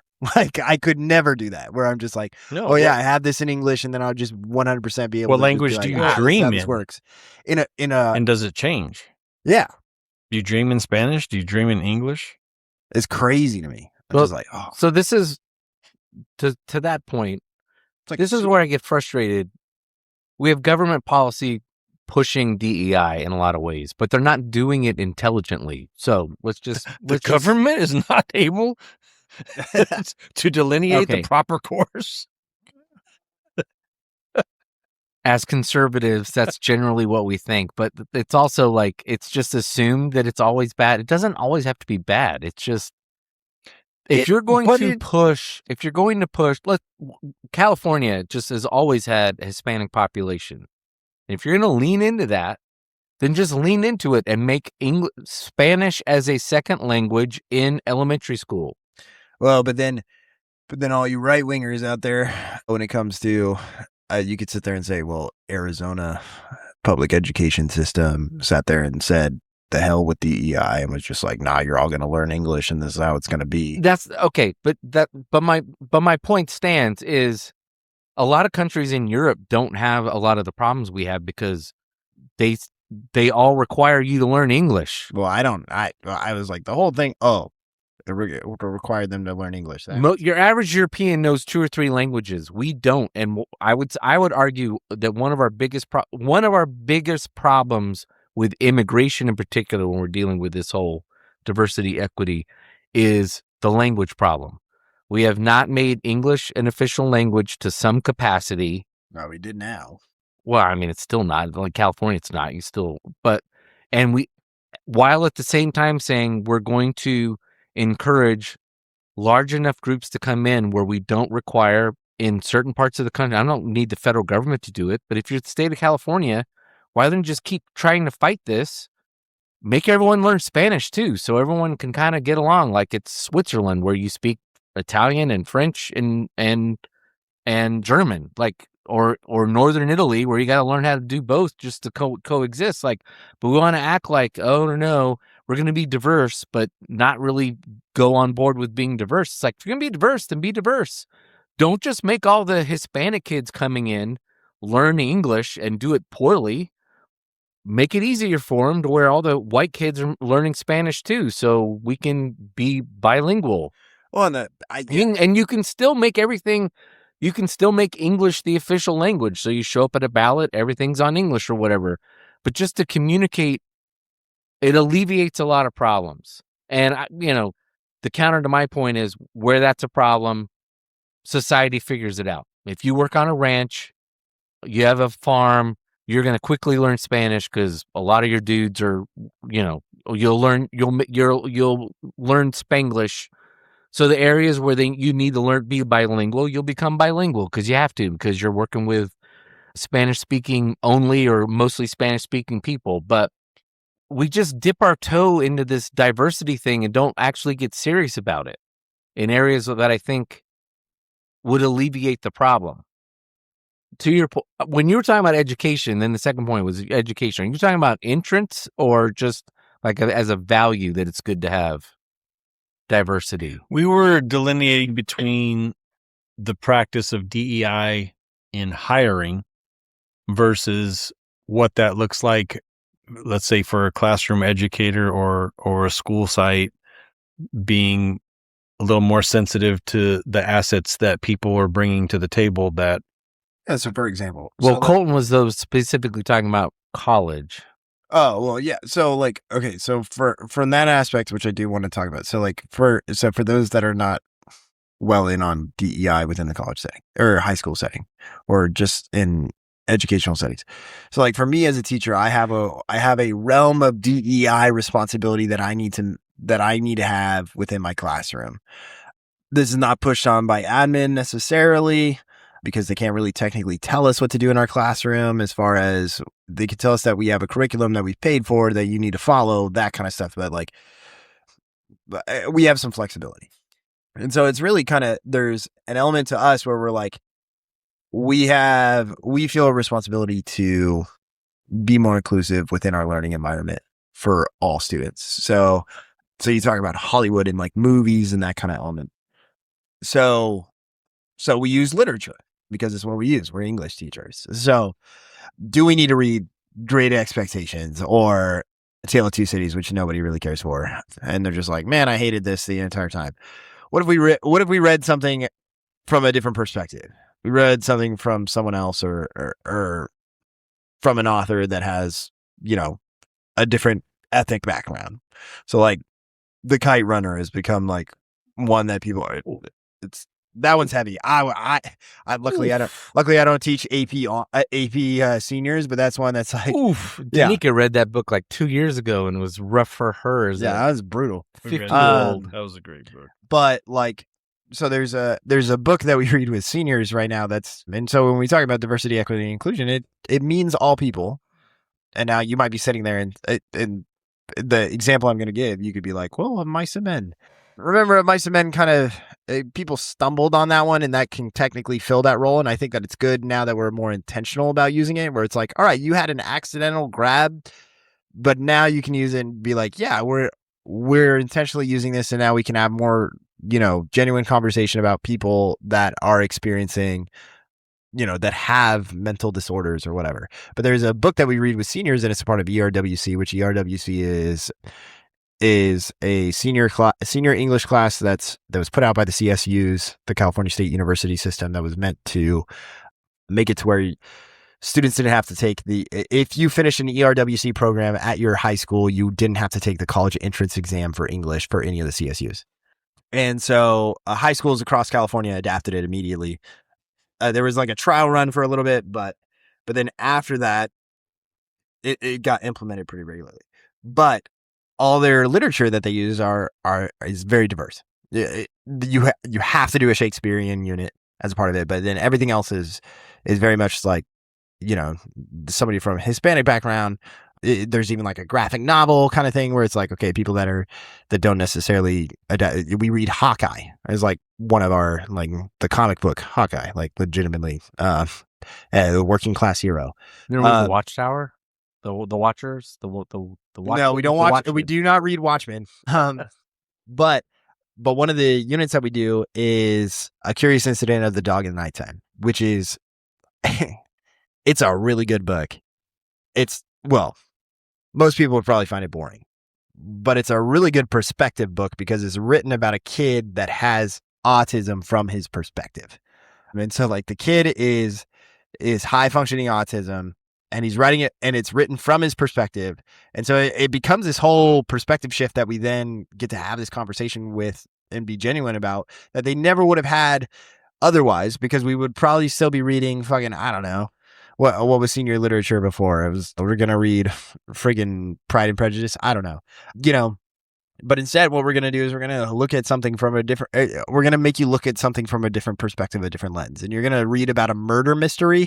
That's about a dog getting murdered. You're going to read about a dog getting murdered and an autistic kid trying to figure out who the culprit is, and high functioning autism. So this kid, literally, who the murderer is like completely missing him like the entire time, but he's just like he doesn't want people to touch him. So like when the cops are like, what are you doing on this person's property? And he's like, I'm looking, and he's very blunt. He's like, I'm looking for the person that killed this dog. And they're like, you can't be here. And he's like, but I'm looking for the person that killed this person's dog. And then they go and they touch him, and he starts hitting the cop and punching them because he's like, and he's screaming at him. He's like, don't touch me. And then the cop has no idea that this kid is autistic, and is just like, you're going to jail. And like takes him, hooks him up, takes him to and then, and he's like, and you're seeing the kid's perspective where he's just like, cops are supposed to be good people, so I'm supposed to trust him, but I don't really. And you're seeing like this, like ones and zeros turning off in this kid's head. which is great. We never would have had that without DEI. If somebody didn't sit there and start challenging that thought process of just sitting there and saying, hey, we don't have to read stuff. Let's get representation across the board here.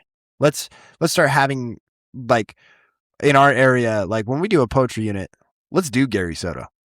Like, let's do it. That's a guy who grew up in Fresno, like, and has Latin background. And like, let's talk about, and he likes to talk about his high school and middle school years as part of his poetry.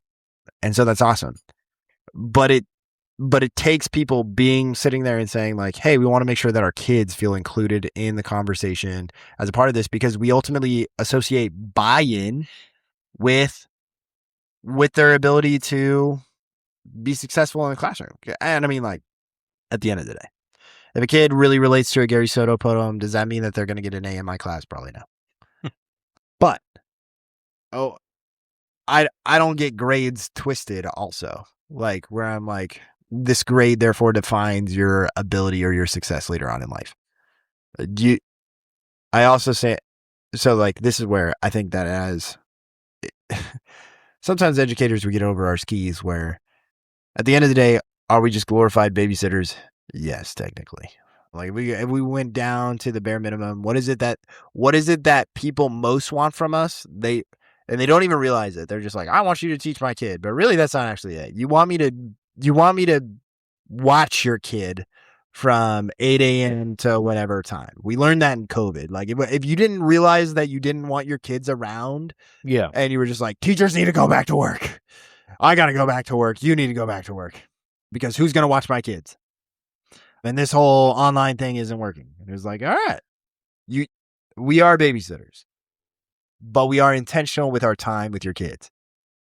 And so how do we be intentional with that time with your kids? And I think that there is a diversity. I don't think that it's a wrong thing to be. Now, listen, if I'm teaching at no, I think that it still stands. Like, if I teach at a high school in Iowa and it's 99% white kids, I still think that those kids, and again, what we talked about with that TED Talk, where it's like the danger of a single story. You can't sit there and just have your entire life fed through a white straw. Like, you can't just be drinking vanilla milkshakes the entire time that you're living through life. You need to know how other people perceive the world, or we're not going to learn and we're not going to grow. And that's what we're trying to do in the classroom setting with diversity, equity, inclusion. But then, and so this is where I think that, Andy, what does it look like from a leadership standpoint for diversity, equity, inclusion? It's a double edge. And then, Tim, what do you think about both of those pieces of bullshit that we just threw out there for you? I don't think what you just said is bullshit. I would say the bullshit part that I experienced at UCLA was, in order to get an English, qualify for my English portion of my poli-sci degree, I had to sit through a class that wasn't like Graham Greene's view of Mexico, or, granted it's by a white dude, but like different versions. So it's not your standard English curriculum. I was required to sit through a class of a book by a Chinese woman and African male and a South American as part of my like English literature portion. I'm like, well, this doesn't have anything to do with it. If I want to really read those kind of things, that should just be part of like the literature department. Like, I don't understand why that's taking it too far. Reading Tiger Mom just is like a terrible version, but like the Tiger Mom book from a couple years ago. Yeah, that's that's Asian mom's perspective on raising a kid in the United States.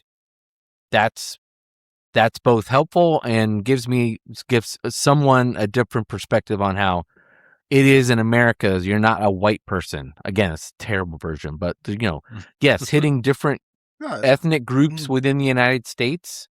So it's not just, you're not just learning Chaucer through yada, yada, yada, all the way to this. I totally understand that. We're past that point. Nobody's teaching Chaucer. Then you had to take a Chaucer class for that, Abby.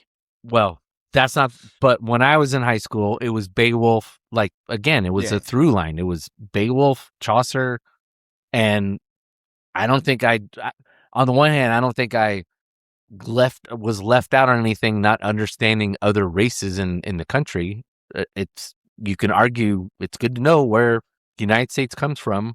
Chaucer had a gambling problem. We are an Anglo-Saxon country. Sorry. We're an Anglo-Saxon Protestant country.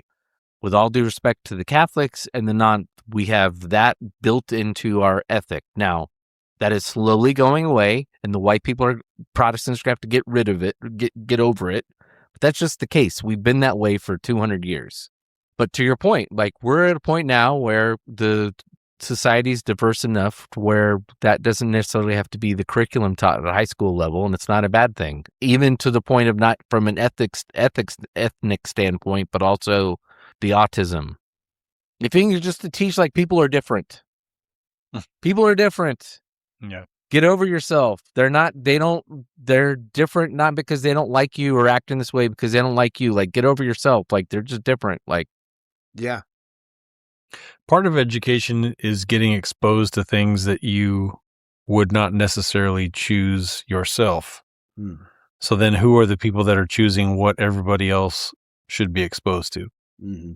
I think that's another issue that people have is there's a move away from the traditional.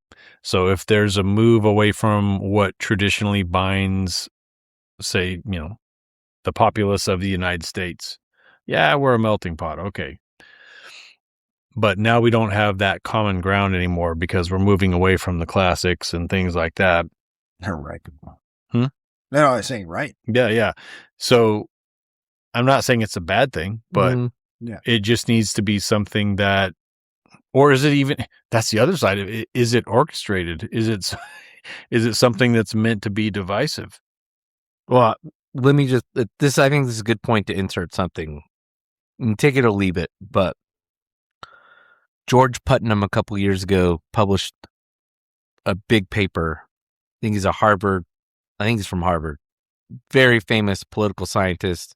I heard he's a terrible golfer, but he wrote in the early 2000s Bowling for something. Anyway, he interviewed 30,000 people over a couple years, and he came to the conclusion that diversity is a net negative overall, and that the more diversity you have, the less charitable donations you have, the less community involvement, the less volunteer. Like, every single metric you want to use for civic involvement, civic health, it goes down the more diverse you are. Now, you can throw that as one study.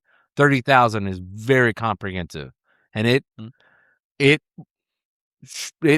woke up the political science, even like people on the left, and be like, okay, this is something we need to actually look at. So, and at one level, it's not that shocking when you look at countries like the Yugoslavia, which was this fake country created where you had all these people, diverse group of people all brought together, and then once the thing that collapsed that brought them together, literally the Balkans, we call it the Balkanization, they collapsed because they don't have a cohesive whatever culture. And so if we're not going to make language culture, if we're not going to make language our universal thing, we're not going to make culture our universal thing. Politics doesn't ever seem to be like, what is the thing that's going to make us? There's got to be some sort of social cohesion. It's college football. It's good. We've made religion not a thing either. The thing that brings we've thrown all the things that are cohesion out at the same time by saying diversity, as if diversity in and of itself is a moral good. Diversity is not a moral good. It's a moral good. It can be a moral good. It can be a moral bad, one way or another. It's not actually. I would argue it's not a moral thing one way or another. It's just a thing, and it can be good and can be bad.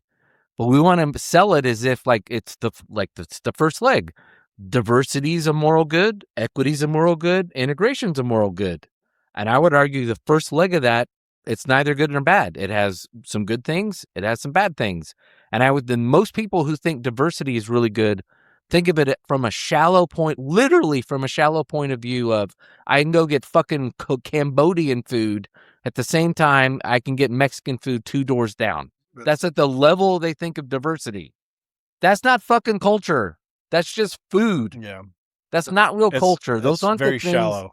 It's a very shallow view of culture. He was going to say cocaine. Food from changed to Cambodia. What? Now I'm confused as to what Cambodian food is. It's You never had Cambodian food? No, you started me. it's like Vietnamese, but slightly less well. We're all different. It's all a variation of how much curry you use. You just started by saying Cambodian food was how you started it. I was like, was he about to say cocaine?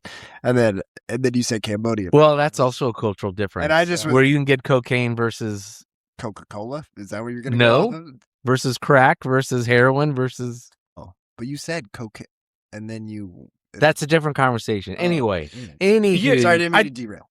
To your point, though, like, so diversity is the thing that's being worshipped versus it in the past, like what I was talking about, my grandparents' point of view, where they're like, we're Americans first. We still did all of the cultural celebrations and all that. And, there's Portuguese being spoken or Spanish in the home. And we didn't have to fly the Mexican flag or the Portuguese flag to know that that's where our heritage was from. But the common thing that bonded everybody was that we live in the United States of America.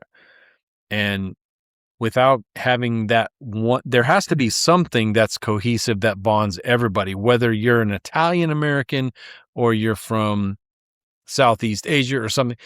There's that call to America of, hey, everything that you bring here is an asset, but we're Americans. And we're kind of getting away from that and trying to worship all of these individual parts. It makes it very difficult for people to have any kind of common ground when we're Greek city-states. Yeah, exactly. In every place that we live. Grandma and grandpa who never learned the language after being here 40 years, that's always been the case.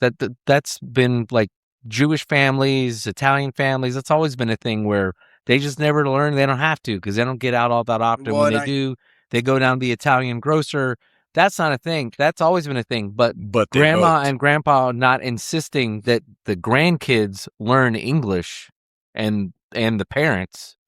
Well, and I think how to integrate. That's, I think, what's changed. Well, and I think that nationalism is dangerous in its own respects, but also like you've almost created your own nationalism when you're sitting there and you're saying like, I'm all in on Mexico, or I'm all in on being black. Like this is my identity. This is where I'm at, and you've planted your flag in that to where you have Black nationalism on the rise again. You have Mexican nationalism on the rise again within the United States with people that are I was like, it's not people that are first or second generation from Mexico. It's people that are third, fourth generation that are having these heavy ties that are having these nationalistic views. And so you're creating these situations where, and again, I don't know. I want us to all rally around the American flag. Like, I don't even say the Pledge of Allegiance. Like, but that's because it's a form of propaganda that doesn't actually technically need to exist. So, and I tell the kids that, by the way. But most of the kids in high school don't stand for the Pledge of Allegiance in my classes anyways. I've never forced it on them, which you're not allowed to. But I think with this and I stand every morning. I stand and I cross my heart every morning, by the way. But I think that there's this national, which is creating this idea of DEI. We need to be proud of, and we need to create opportunities for all these people to have representation, to have all of these nationalistic of their own culture and their own society. We need to have them representative. But it's again, the hyphenated American. Yeah, but at some point somebody's getting excluded. Kind of what you were talking about earlier, where it's like you can't make it work for everybody. Like if we were just like, okay, we're just going to do we just said, okay, we're going to now open it up to where Native Americans are allowed to be. We're like, all right, 10 slots are open up to Native Americans. How many fucking tribes are there within the United States that are Native American tribes that would 100% like they're like, no, we need to be represented, like the Choctaws, the Apaches, the like every single tribe that exists, Yeah. therefore needs to have a representation. And it's like, okay, well, that's just never going to that's not feasible, that's not possible. That's why we need them to all have their national soccer teams, like I said last night. Yeah, 100%. I want to see the Cherokee national team in the World Cup. Exactly. It's the Cherokees versus the Iroquois. The Iroquois probably come out of Canada. Yeah, I guess, I mean, we could keep going on this forever. We haven't even gotten into like college admissions, which is a whole other mess. But I think that the college admissions kind of goes with the idea of the hiring, right? Like that's the whole concept of we're going to have it. The idea is like, okay, so like, so I think that a baseball game. So like, let's go back to that. The idea is, okay, we've got 30 seats at front row. We've got 30 seats at the middle row. We got 30 seats up at the top row in the nosebleeds where you're not even going to be able to see the game. All right, we have now allocated that 50% of those seats are going to go to white people, and then we're going to allocate that all these other seats go to, X amount of people. And so that for each of those seats. And so, well, 50% of the white people get in, and then they're like, but the people that are interested in going to the baseball game are, hundreds and hundreds of white people. And then it's only like a few African Americans and a few Asian people that want to go see this baseball game. And so you end up where they're like, what the hell? How come that guy's sitting down there and I had to go up here, but yet there were seats available down there? Well, it's because we have this inclusion where we want to make sure that African Americans are able to see the game as well from that perspective. And so that's the whole concept, and perspective is the key element there, where again, we want African American perspective. And I don't necessarily think that that's a bad thing, by the way. I don't think that's a bad thing. The No, I problem know. is Because a lot of people for a long time have been like, well, no, I'm a straight A's white American. I should be able to have access to these universities or whatever. But I'm like, I don't know if it's a bad thing to have a certain group of the population being like, well, we do want to reserve because we want their perspective within our university. Because ultimately, so as a doctoral student, I will be contributing to the University of Oregon. I represent the University of Oregon from this point forward. I will have my writing submitted and therefore be a part of the university. It will be in the library that will exist there. So I will have something that will be published and as a part of it that I will have contributed to the university.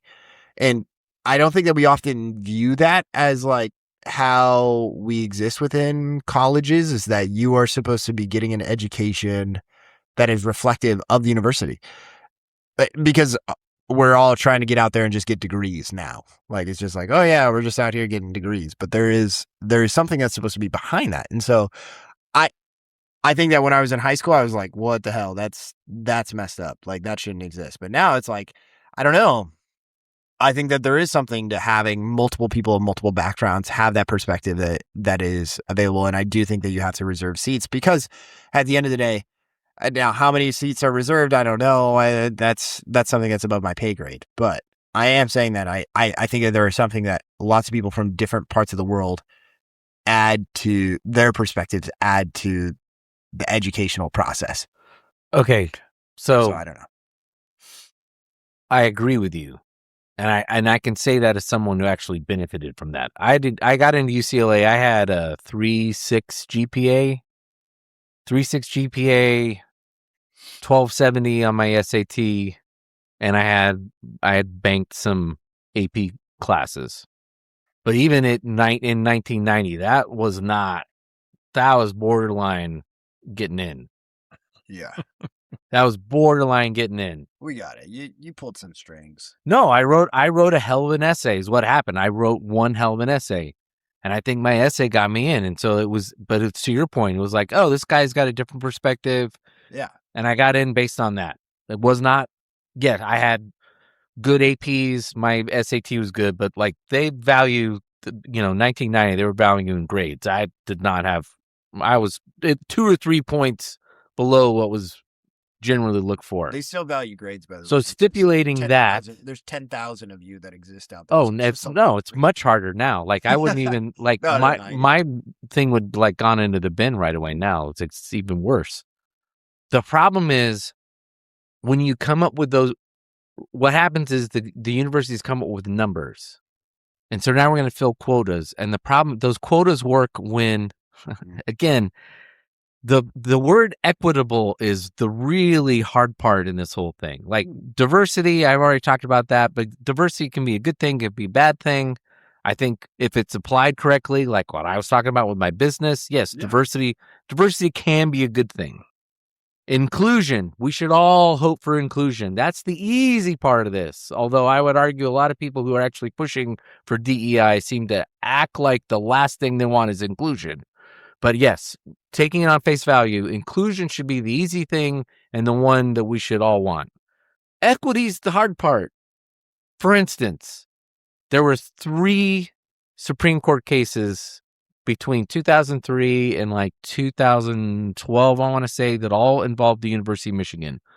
One involving the law school, one involving the undergrad, and I think one involving the state. So the law schools got sued first.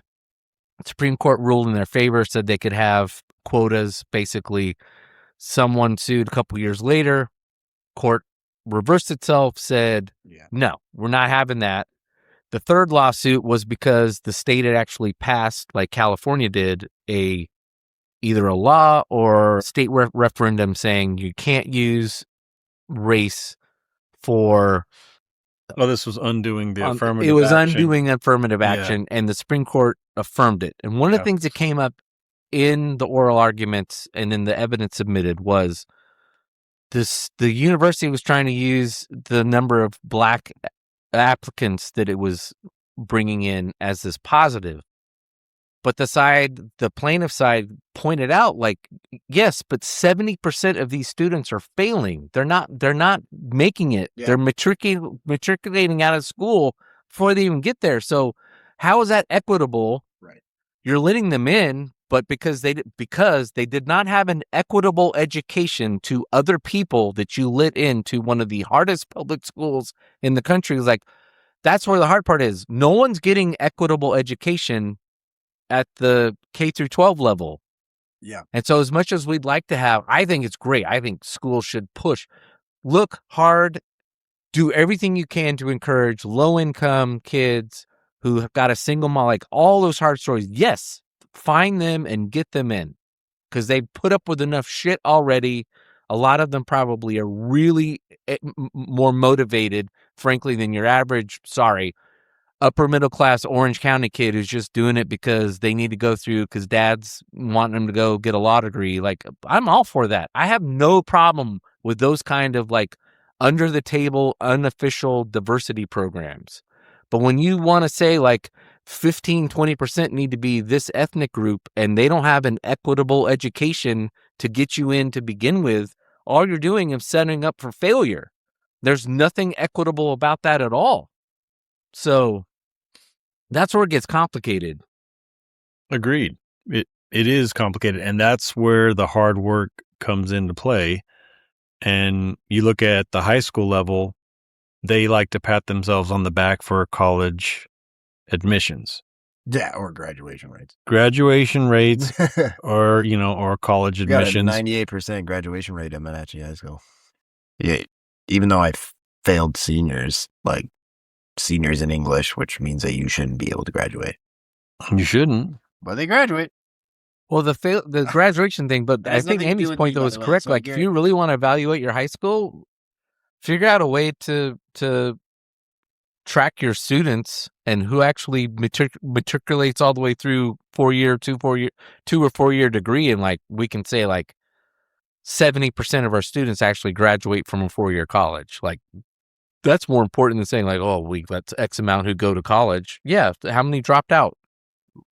Well, sorry for derailing. No, go ahead. Well, no, you were saying the high schoolers or high schools. Yeah, they like to, that's like the ultimate is how many kids do we get that get accepted to a 4-year, particularly in the AVID program and all that's like, yeah, that's all well and good. But particularly in the Valley, what percentage of those actually completed the degree? Was Lainey an Avid? Was Olivia an Avid? Olivia's in AVID. Oh, dude. Rowan was in AVID.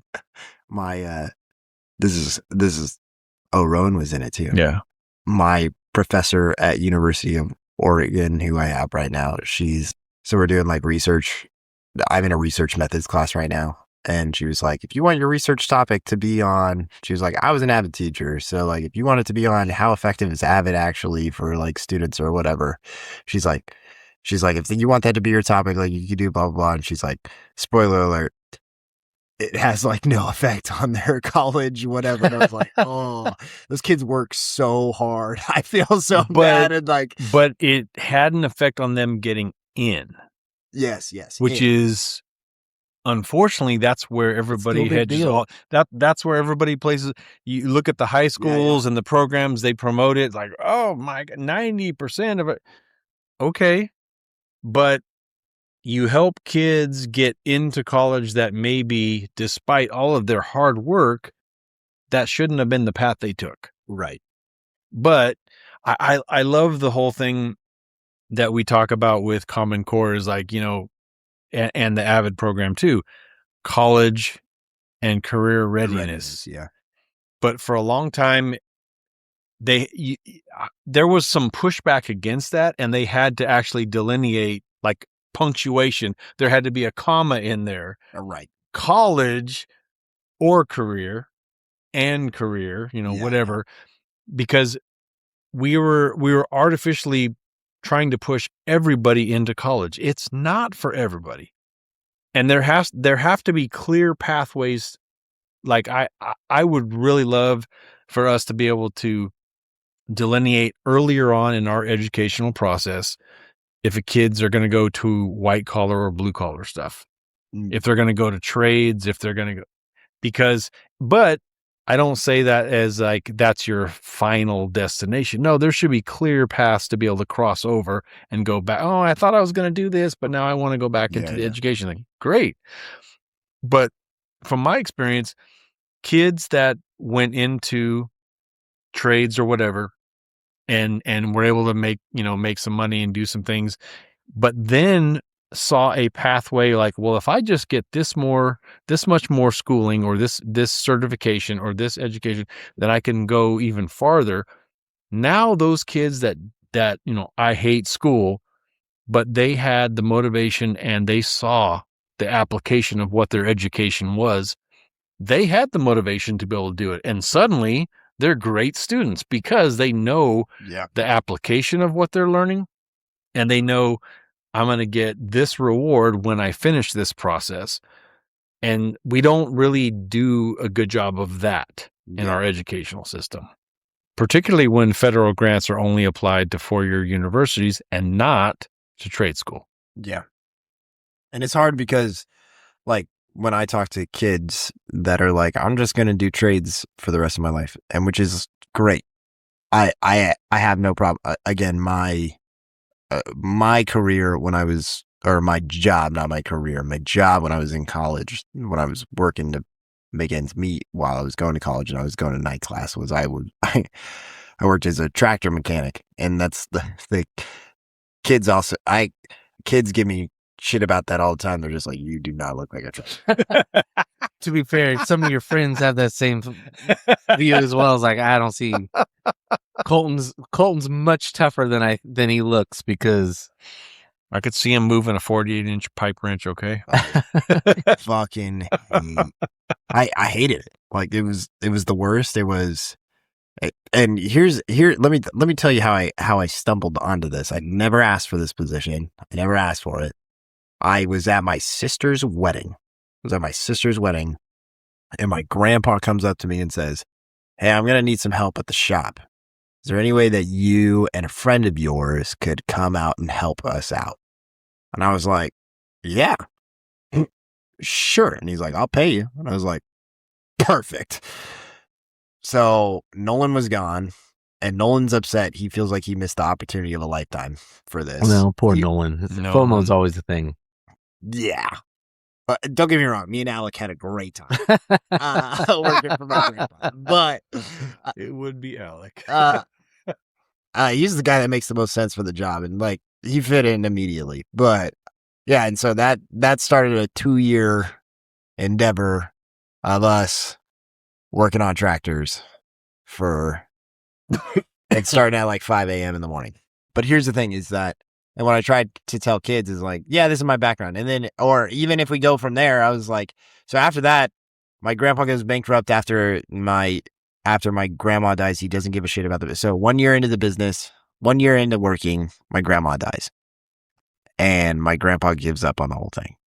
The business survives for about a year. And then he has to let Alec and I go. So we get let go. I start working at the church as a maintenance guy. I do maintenance, paint jobs. I do whatever just to kind of make ends meet because Brian put in a word for me with JC. And JC was like, hey, we'll help get you some work. JC liked me. Was like, hey, let's get you hired on for our maintenance. So I did maintenance for us, changing out sprinkler systems, like fixing whatever that needed fixing at the church. I get... What the hell?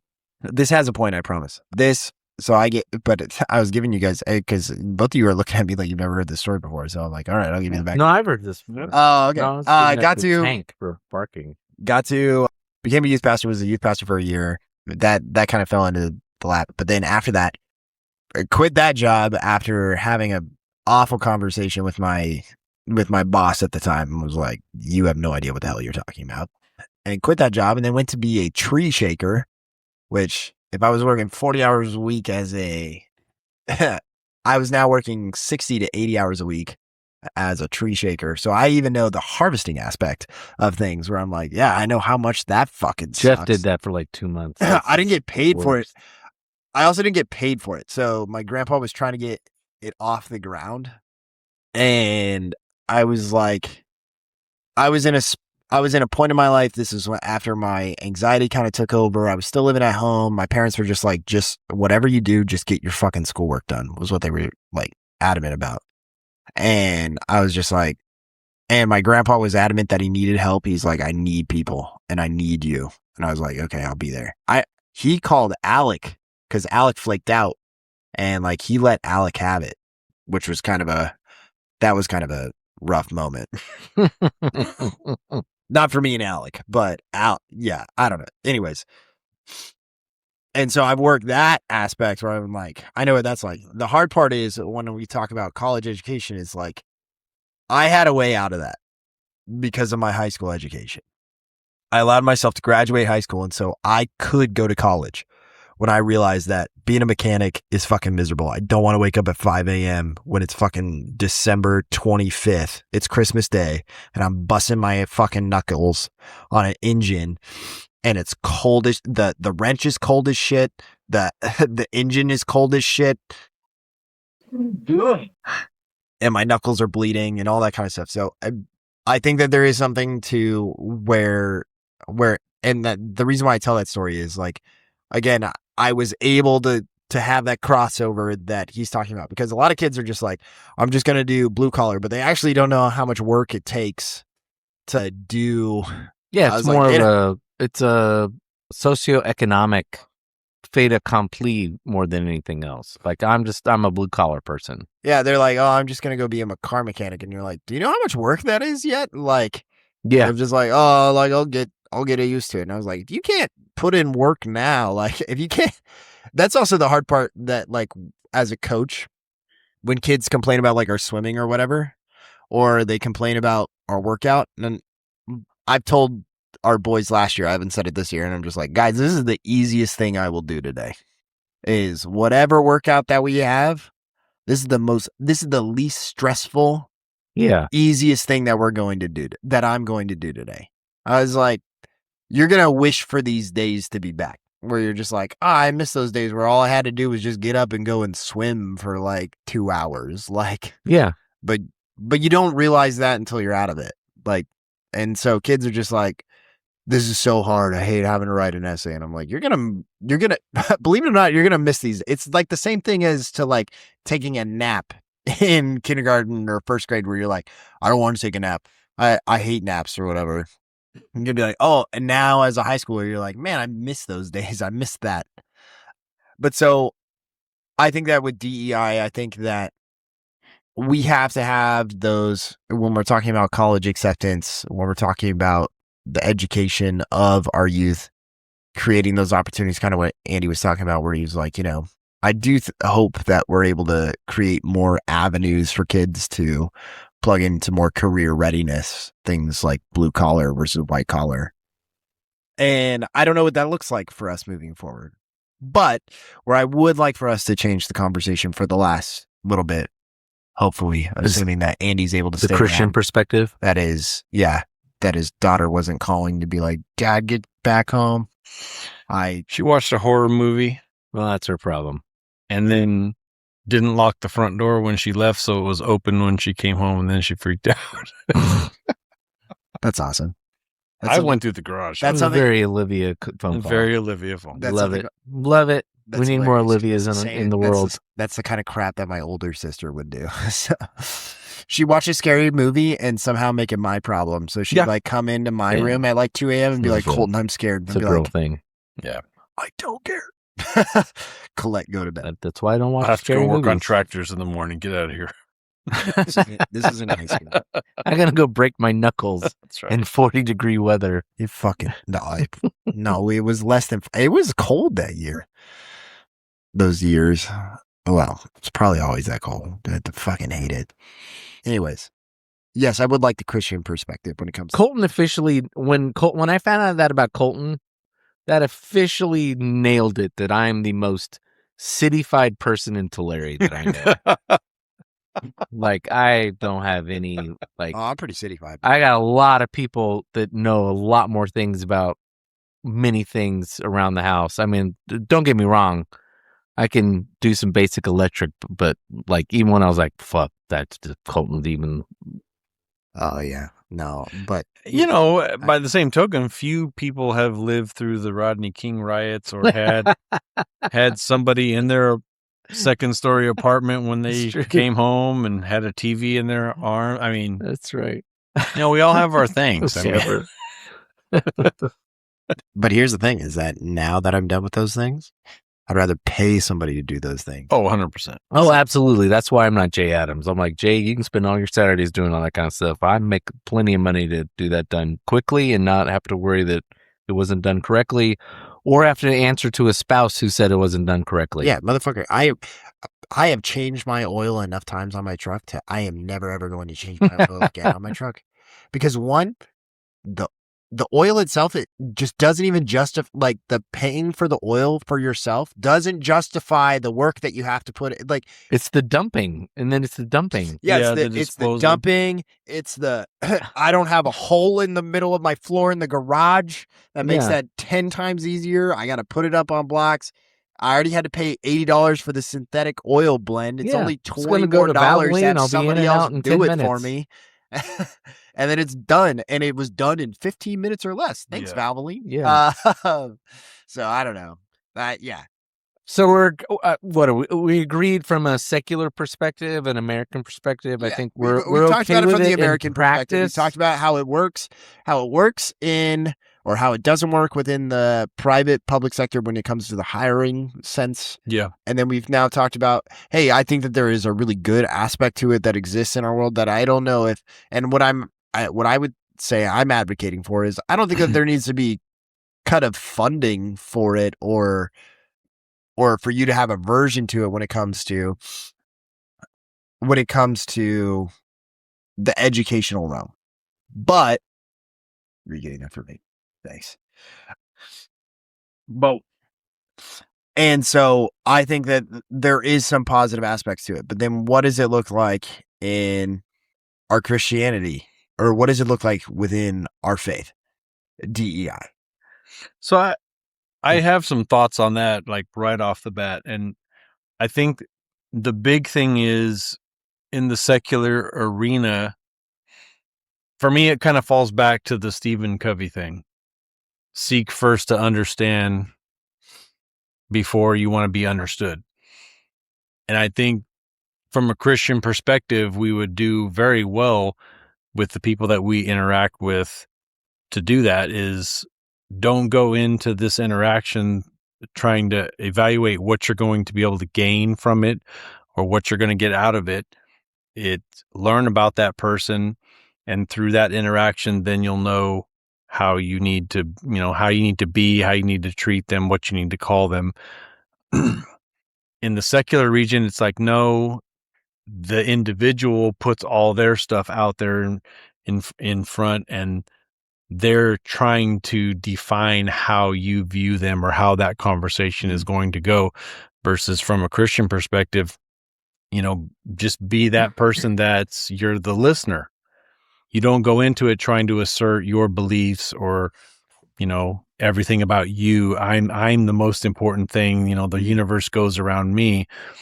And look at it more from try to understand that other person and go that way.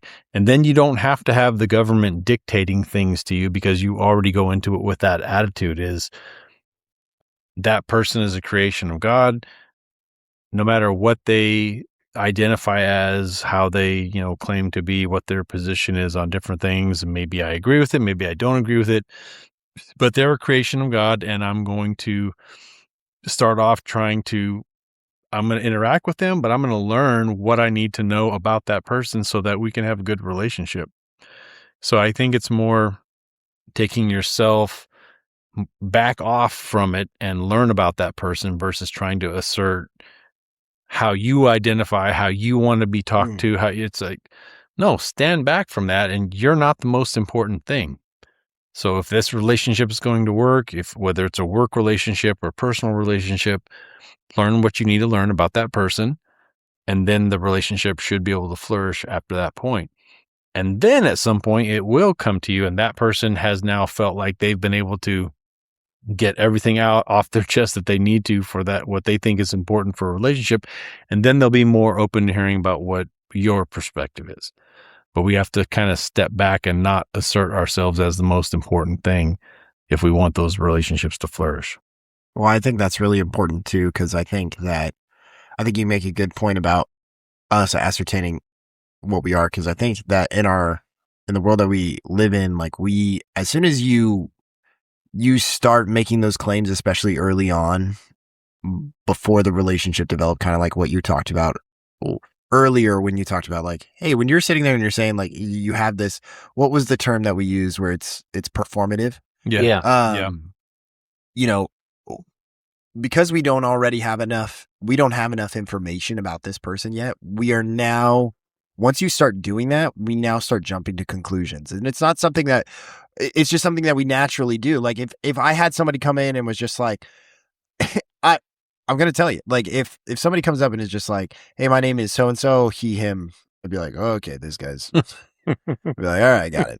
I know where this conversation is going to go. Like, Sure. All right. I'd be like, you graduated from Berkeley. I got it.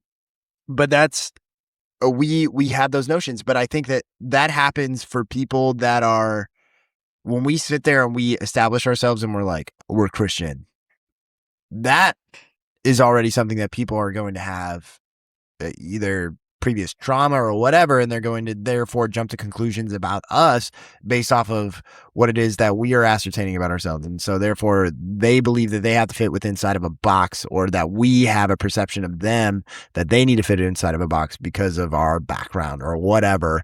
But I think that listening first and establishing that relationship and allowing that to come out, naturally, is something so much more effective in that context. I remember I was at Disneyland and it was goth night it was bat night is what they call it at Disneyland. And so all the bats came out.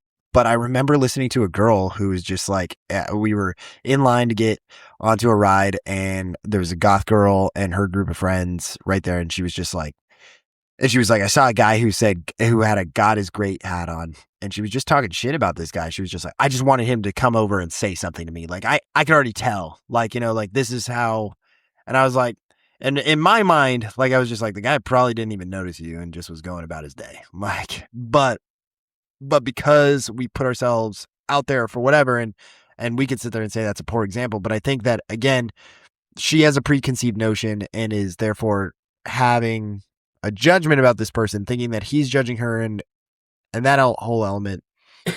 But if we just sit there and we listen first, I think that we're able, and they never even got to have a conversation, but I think that there is a threat to people when you sit there and say that you're a Christian that doesn't exist necessarily in other countries. Well, my first impulse for that is like, yeah, I wonder who hurt her.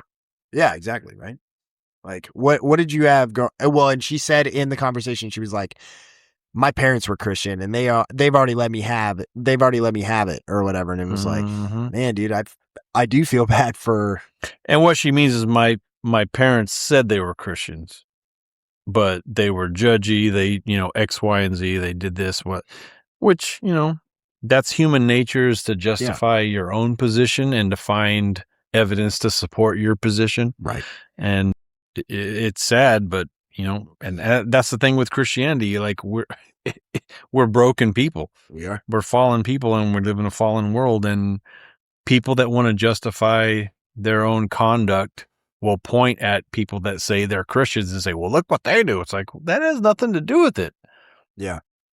If you understood Christianity, you would know that is the reason we have Jesus. Why we need Jesus, because we can't do it on our own. Yeah. But again, people want to justify their own sin. Tim? I'm going to kind of take this back to the central theme of the podcast from the beginning. Oh, okay. Got it. Which is, it's kind of echoing on Andy's point, but when it comes to this, it's, we need to, whatever your notions are on DEI, if you've agreed with stuff that's been discussed on here or not, like, that needs to be removed from a Christian when you're dealing with this as just a Christian. It's the whole thing of, like, if you're a lefty, yank that out from your Christian perspective. If you're like, it's the whole me having my crisis of faith and being like, I feel like I'm just more of a right winger and my Christianity is informed by being a Reagan Republican than it is anything else. And I think a good example of that is at the church you and I were previously at. There was a young black male who was killed in front of the church campus, and there was a bit of a controversy in the community about it, mainly with the family. But it was bad. I don't think the police officer felt good about it. It was a bad situation. It was kind of in the middle of BLM and around there. And our pastor that we've talked about a bunch of times, that I think you and I for sure, Colton, love. Andy, I don't know if we've ever talked about JC, but he was just so good for the time he was there. He challenged all of the shibboleths that traditional right-wing conservative Baptist church had, and just happened to be preaching that Sunday and stood up there and said, sorry, all I could think about was my Haitian kid a young black boy that I had adopted. I remember at the time thinking, like, seems like a stretch to me, but it's also like, what do I know? Like, I haven't adopted a black kid, so maybe there's something to be learned. Like, yeah, maybe I need to think about that. Like, I don't know what that's like. Seems like an extreme view of America, but also like, okay, maybe so. And I think Forrest does a lot of that too. I have no idea what Forrest politics are. I mean, probably, if I had to guess, I'd guess one way or another. But I just think in a lot of these situations, we need to be challenged as Christians, and we need to make sure whatever our view of it is, it's not informed because we're right wing or left wing, and we're actually doing it from a Jesus perspective. And I don't actually know, to be honest with you, I don't know what that is. Like, you and I had a conversation yesterday after the soccer match, and I had some views about it, but I thought about it later. Like, I don't know what the book of Acts teaches us about this. Paul talks about no Jew, no Gentile. Like, that's great. That's all a great, like, ideal. No women, no Jew, no Gentile, no. But how does that actually work in practice? one of the first churches in Acts, the Gentiles all got together and said, "Hey, Jews, you're not taking care of our widows and orphans. What are we going to do about it?" And the church said, "Okay, well, we're going to take 7 of you Gentiles, and you're now in charge of taking care of them." And everyone was great. And according to the Acts, the church grew from that. All right, well, that kind of suggests like equity and diversity, and also like we're going to have our own little Gentile church there. I don't know. Well, so I think we just kind of figured out like with the cultural. Well, so what I think is what you just talked about is, I think it's the definition of equity is, and what I hope that the church moving forward, and I think it's done for a long time, but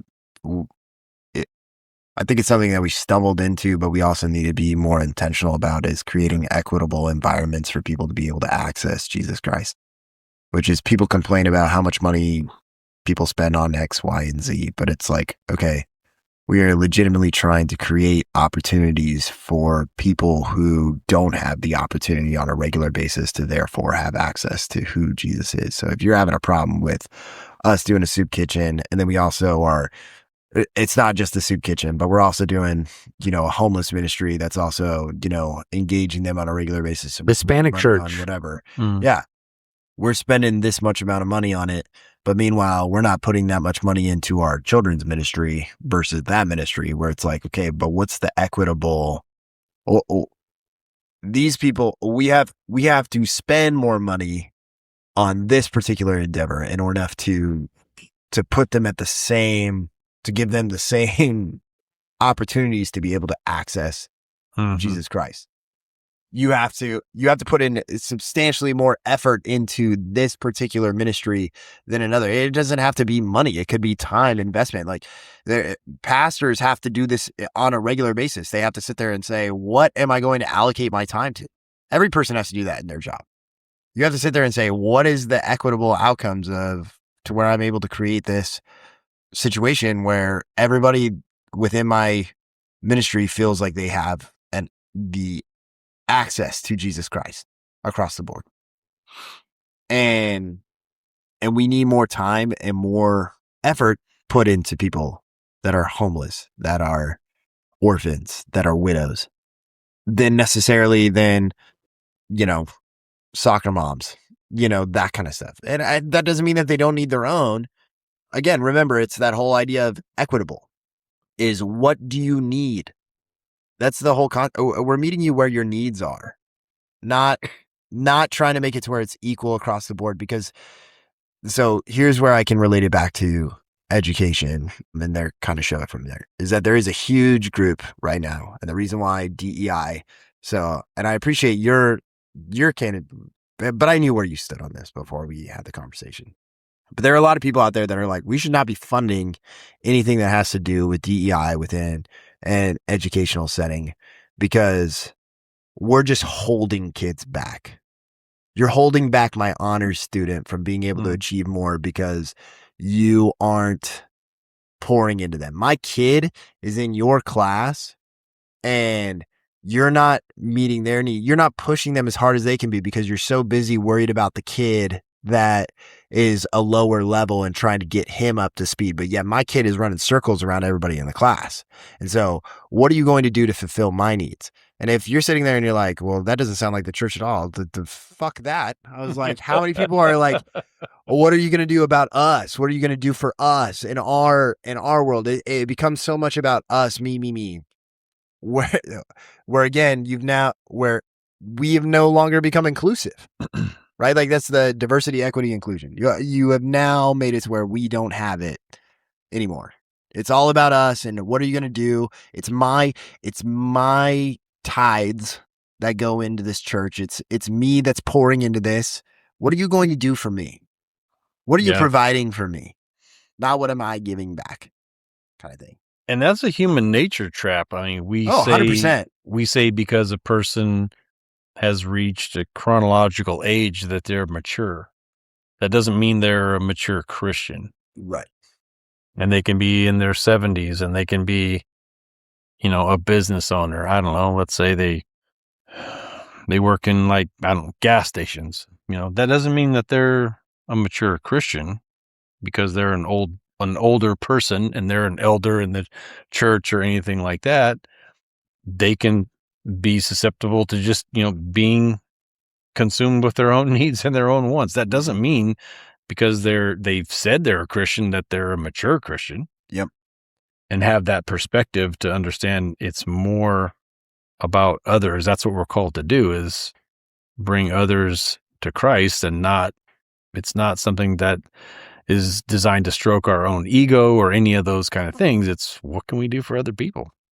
Yeah. Well, and I think on a diversity aspect is we now talked about equity, we talked about inclusion, but I think also on a diversity aspect is that I think that so many people get wrapped up in this whole, like, we're all going to turn into Solomons if we start having more people with different perspectives coming into our churches. And where it's like for wisdom. We can't have gay people sitting in pews on Sunday service. We can't have, I mean, I don't think nobody in our area is going to say out loud that they don't want more Black or Mexican representation or whatever in their congregation. And I'm specifically saying Mexican because most Mexicans in our area are Catholic, same as Portuguese too. Yeah. But so The tattooed people. yeah, the tattooed people, where we don't allow for people with multiple perspectives to come in and join, and we become this, but you should want that. I feel like is that more people with different backgrounds are able to come into this setting and share their testimony as to the way that they found Jesus, which is going to be something completely different from yours. And how much we can learn and grow from one another is huge. But that only happens with the diversity. That's very true. And you think about the people that are dictating the curriculum. You're going to read some different books now. You're going to read the stories of people that you would not normally come into contact with unless they're working for you. Yeah. Right. So I don't know. I was at the church that we don't mention that we were at before. There were two moments where we had, I thought, a change in demographic that really greatly helped the church. There was one, I want to say like 2008, sounds about right, where we had what I would call Andy's going to laugh. He was going to laugh and agree. The metal militia crew come through. There was like 8 couples that were all like metal militia, desert rat types. Yep. And they were great. It was Yes. all young couples with young kids. And I mean, they weren't like overly active, but they weren't like sitting in the back doing nothing. And Yeah. it just felt like, oh, this is a whole different group. Like we went from this church of like very stodgy, like the first 4 years that I'd been there, like very stodgy, very just basic middle class. Only hymns should be sung. Yeah. To where like, oh, you can wear shorts. I mean, I'm not exaggerating. Like, oh, you can wear shorts on Sunday and have visible tattoos. And there was probably, I don't remember it, but I'm sure there was some people with with the vapors for a while of that this was allowed to grace the church. And Not to be confused with the people who like vapes. Yes. It was, the tattoos. And they were great. And then around the time our friend JC was there, I think we had another group because honestly, the church, at least some of us, were very actively trying to get what we called the unchurched in town to come. There was a lot of people who were coming through who did not have grew up in the church. The church at that point, other than, like I said, the aforementioned like metal militia crew, it was your traditional, like I grew up in the church. Yeah. And I would say a lot of part of the church was I grew up in the church and I've continued to be in the church. There was like, I would say 60% that if you're under 50. Mm-hmm. And the other 40% under 50 was, I went to church when I grew up, and I probably even went to this church, and then I went off to college, and I kind of bumbled around. My husband and I kind of bumbled around, and then we had kids, and we decided to get serious about our faith again. Yeah. Which is your average American evangelical church. It's those two things. Rarely do you have someone who's walking in like, yeah, I just went through a divorce. My husband left me. I haven't worked in 10 years. I got 3 kids, and I got to figure shit out quick just to pay the bills. And I know nothing about this Jesus guy other than something my grandmother told me about. Yeah. That right there is a really healthy dose of what the world is. Yeah. And so you arguing over your little things in your little women's Bible study and men's Bible studies, like, no, this is real life. How are we going to find this person a car? How are we going to, does someone in the church have a job that they can do to pay the bills? They need a washer and dryer. Like, that's being the church. Yeah. And when you're just this average, stodgy, upper middle class church, you're just not being tested in that way. Oh, well, I give to the church and I give to some charity. Like, no, that's actually it. That's actually like, there's somebody, they got a yard that needs to be cleaned. Can we get 3 guys together and go clean their yard up because she's got more shit, or elderly person, her husband just died. She's too old to take care of her yard. Can we get a couple guys together every month to go over? Like, that's a church. That's diversity. That's equity. That's inclusiveness. That is me saying, like, I am no better or worse than you are. My time is no more precious than your time or your needs. And here's something that is really hard in the educational standing or in the educational realm that we don't talk about teachers talk about it often, but we don't talk about it in like those meetings about equity when we all have to like talk about what is the equitable outcomes, blah, blah, blah. The hard part is those kids that need the most amount of help that you're going to be spending a lot of the time with is when you either give them all your time and then they do nothing with it. And then you're like, I am bending over backwards. Yeah. To try to get you this, like I am going above and beyond for you. And they just don't do anything with it. And the hard part is a lot of teachers, at least at the high school level, I don't know what it looks like at the elementary and the middle school level, will just eventually be like, you're no longer worth my time. And we're not really supposed to do that as teachers. And we're really not supposed to do that as Christians, but it's so hard. And I'm just sitting there saying that out loud for people that's just like, yeah, we got these equitable outcomes. And does it suck when you go and you give this person, you're like, hey, we got you a car, we got you a washer, and we know that you need to get cleaned up off of drugs. But 2 months later, they end up washed up again on drugs, and they sold their washer to go get those drugs. Does that hurt and suck? Yeah. Absolutely. But it doesn't mean that they still don't need Jesus Christ. And so how do we go about, all right, obviously we got to find a different way to go about this or whatever. But it's something where it's a reality that exists. But that doesn't mean that we sit there and say, we need to stop giving to that because people abuse it. And therefore we should just give the money all to us. Well, as much as I would like to say from the school perspective, outcome shouldn't matter. I think that's really hard because resources are so rare and all that kind of stuff. But I think from the church perspective, outcome doesn't matter. So if you pour your time into 5 people and none of it ends up materializing into what you want or hope it to be, you still press on. And I know it's hard, but I think that's really, what Colton just lined out for us is exactly how Christ looks at what we do. Oh, yeah. Because that's an example of students, children in a classroom, but we do the same thing. Yeah. Because we're sinners. Right. But it's so easy to see in our isolated examples how it's so difficult. Yeah. Okay. Like, Jesus is just sitting there like, tell me. tell me, how difficult is that? You have no idea how hard it was to wrestle up that one sheep. I just talked about it briefly, but I didn't lay out the details on how hard it was for It the was just shepherd. one cigarette. Okay. Yeah. Well, do we feel like that's enough? I think it's enough. Yeah, we're at 3:25. I think we killed it. It's like an hour 15 of BS. So. No, we actually didn't do that much BS. It was just a really good, solid conversation. So we'll give people like 2 weeks to digest this episode. So We're sorry, Olivia. I'm sorry that you had to go into your home alone.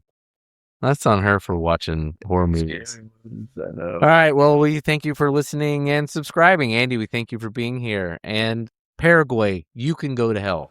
Oh, yeah. I was not a fan of that Paraguay team. Boo. Boo. I was a fan of everything. Oh, yeah, definitely. But their behavior was wretched.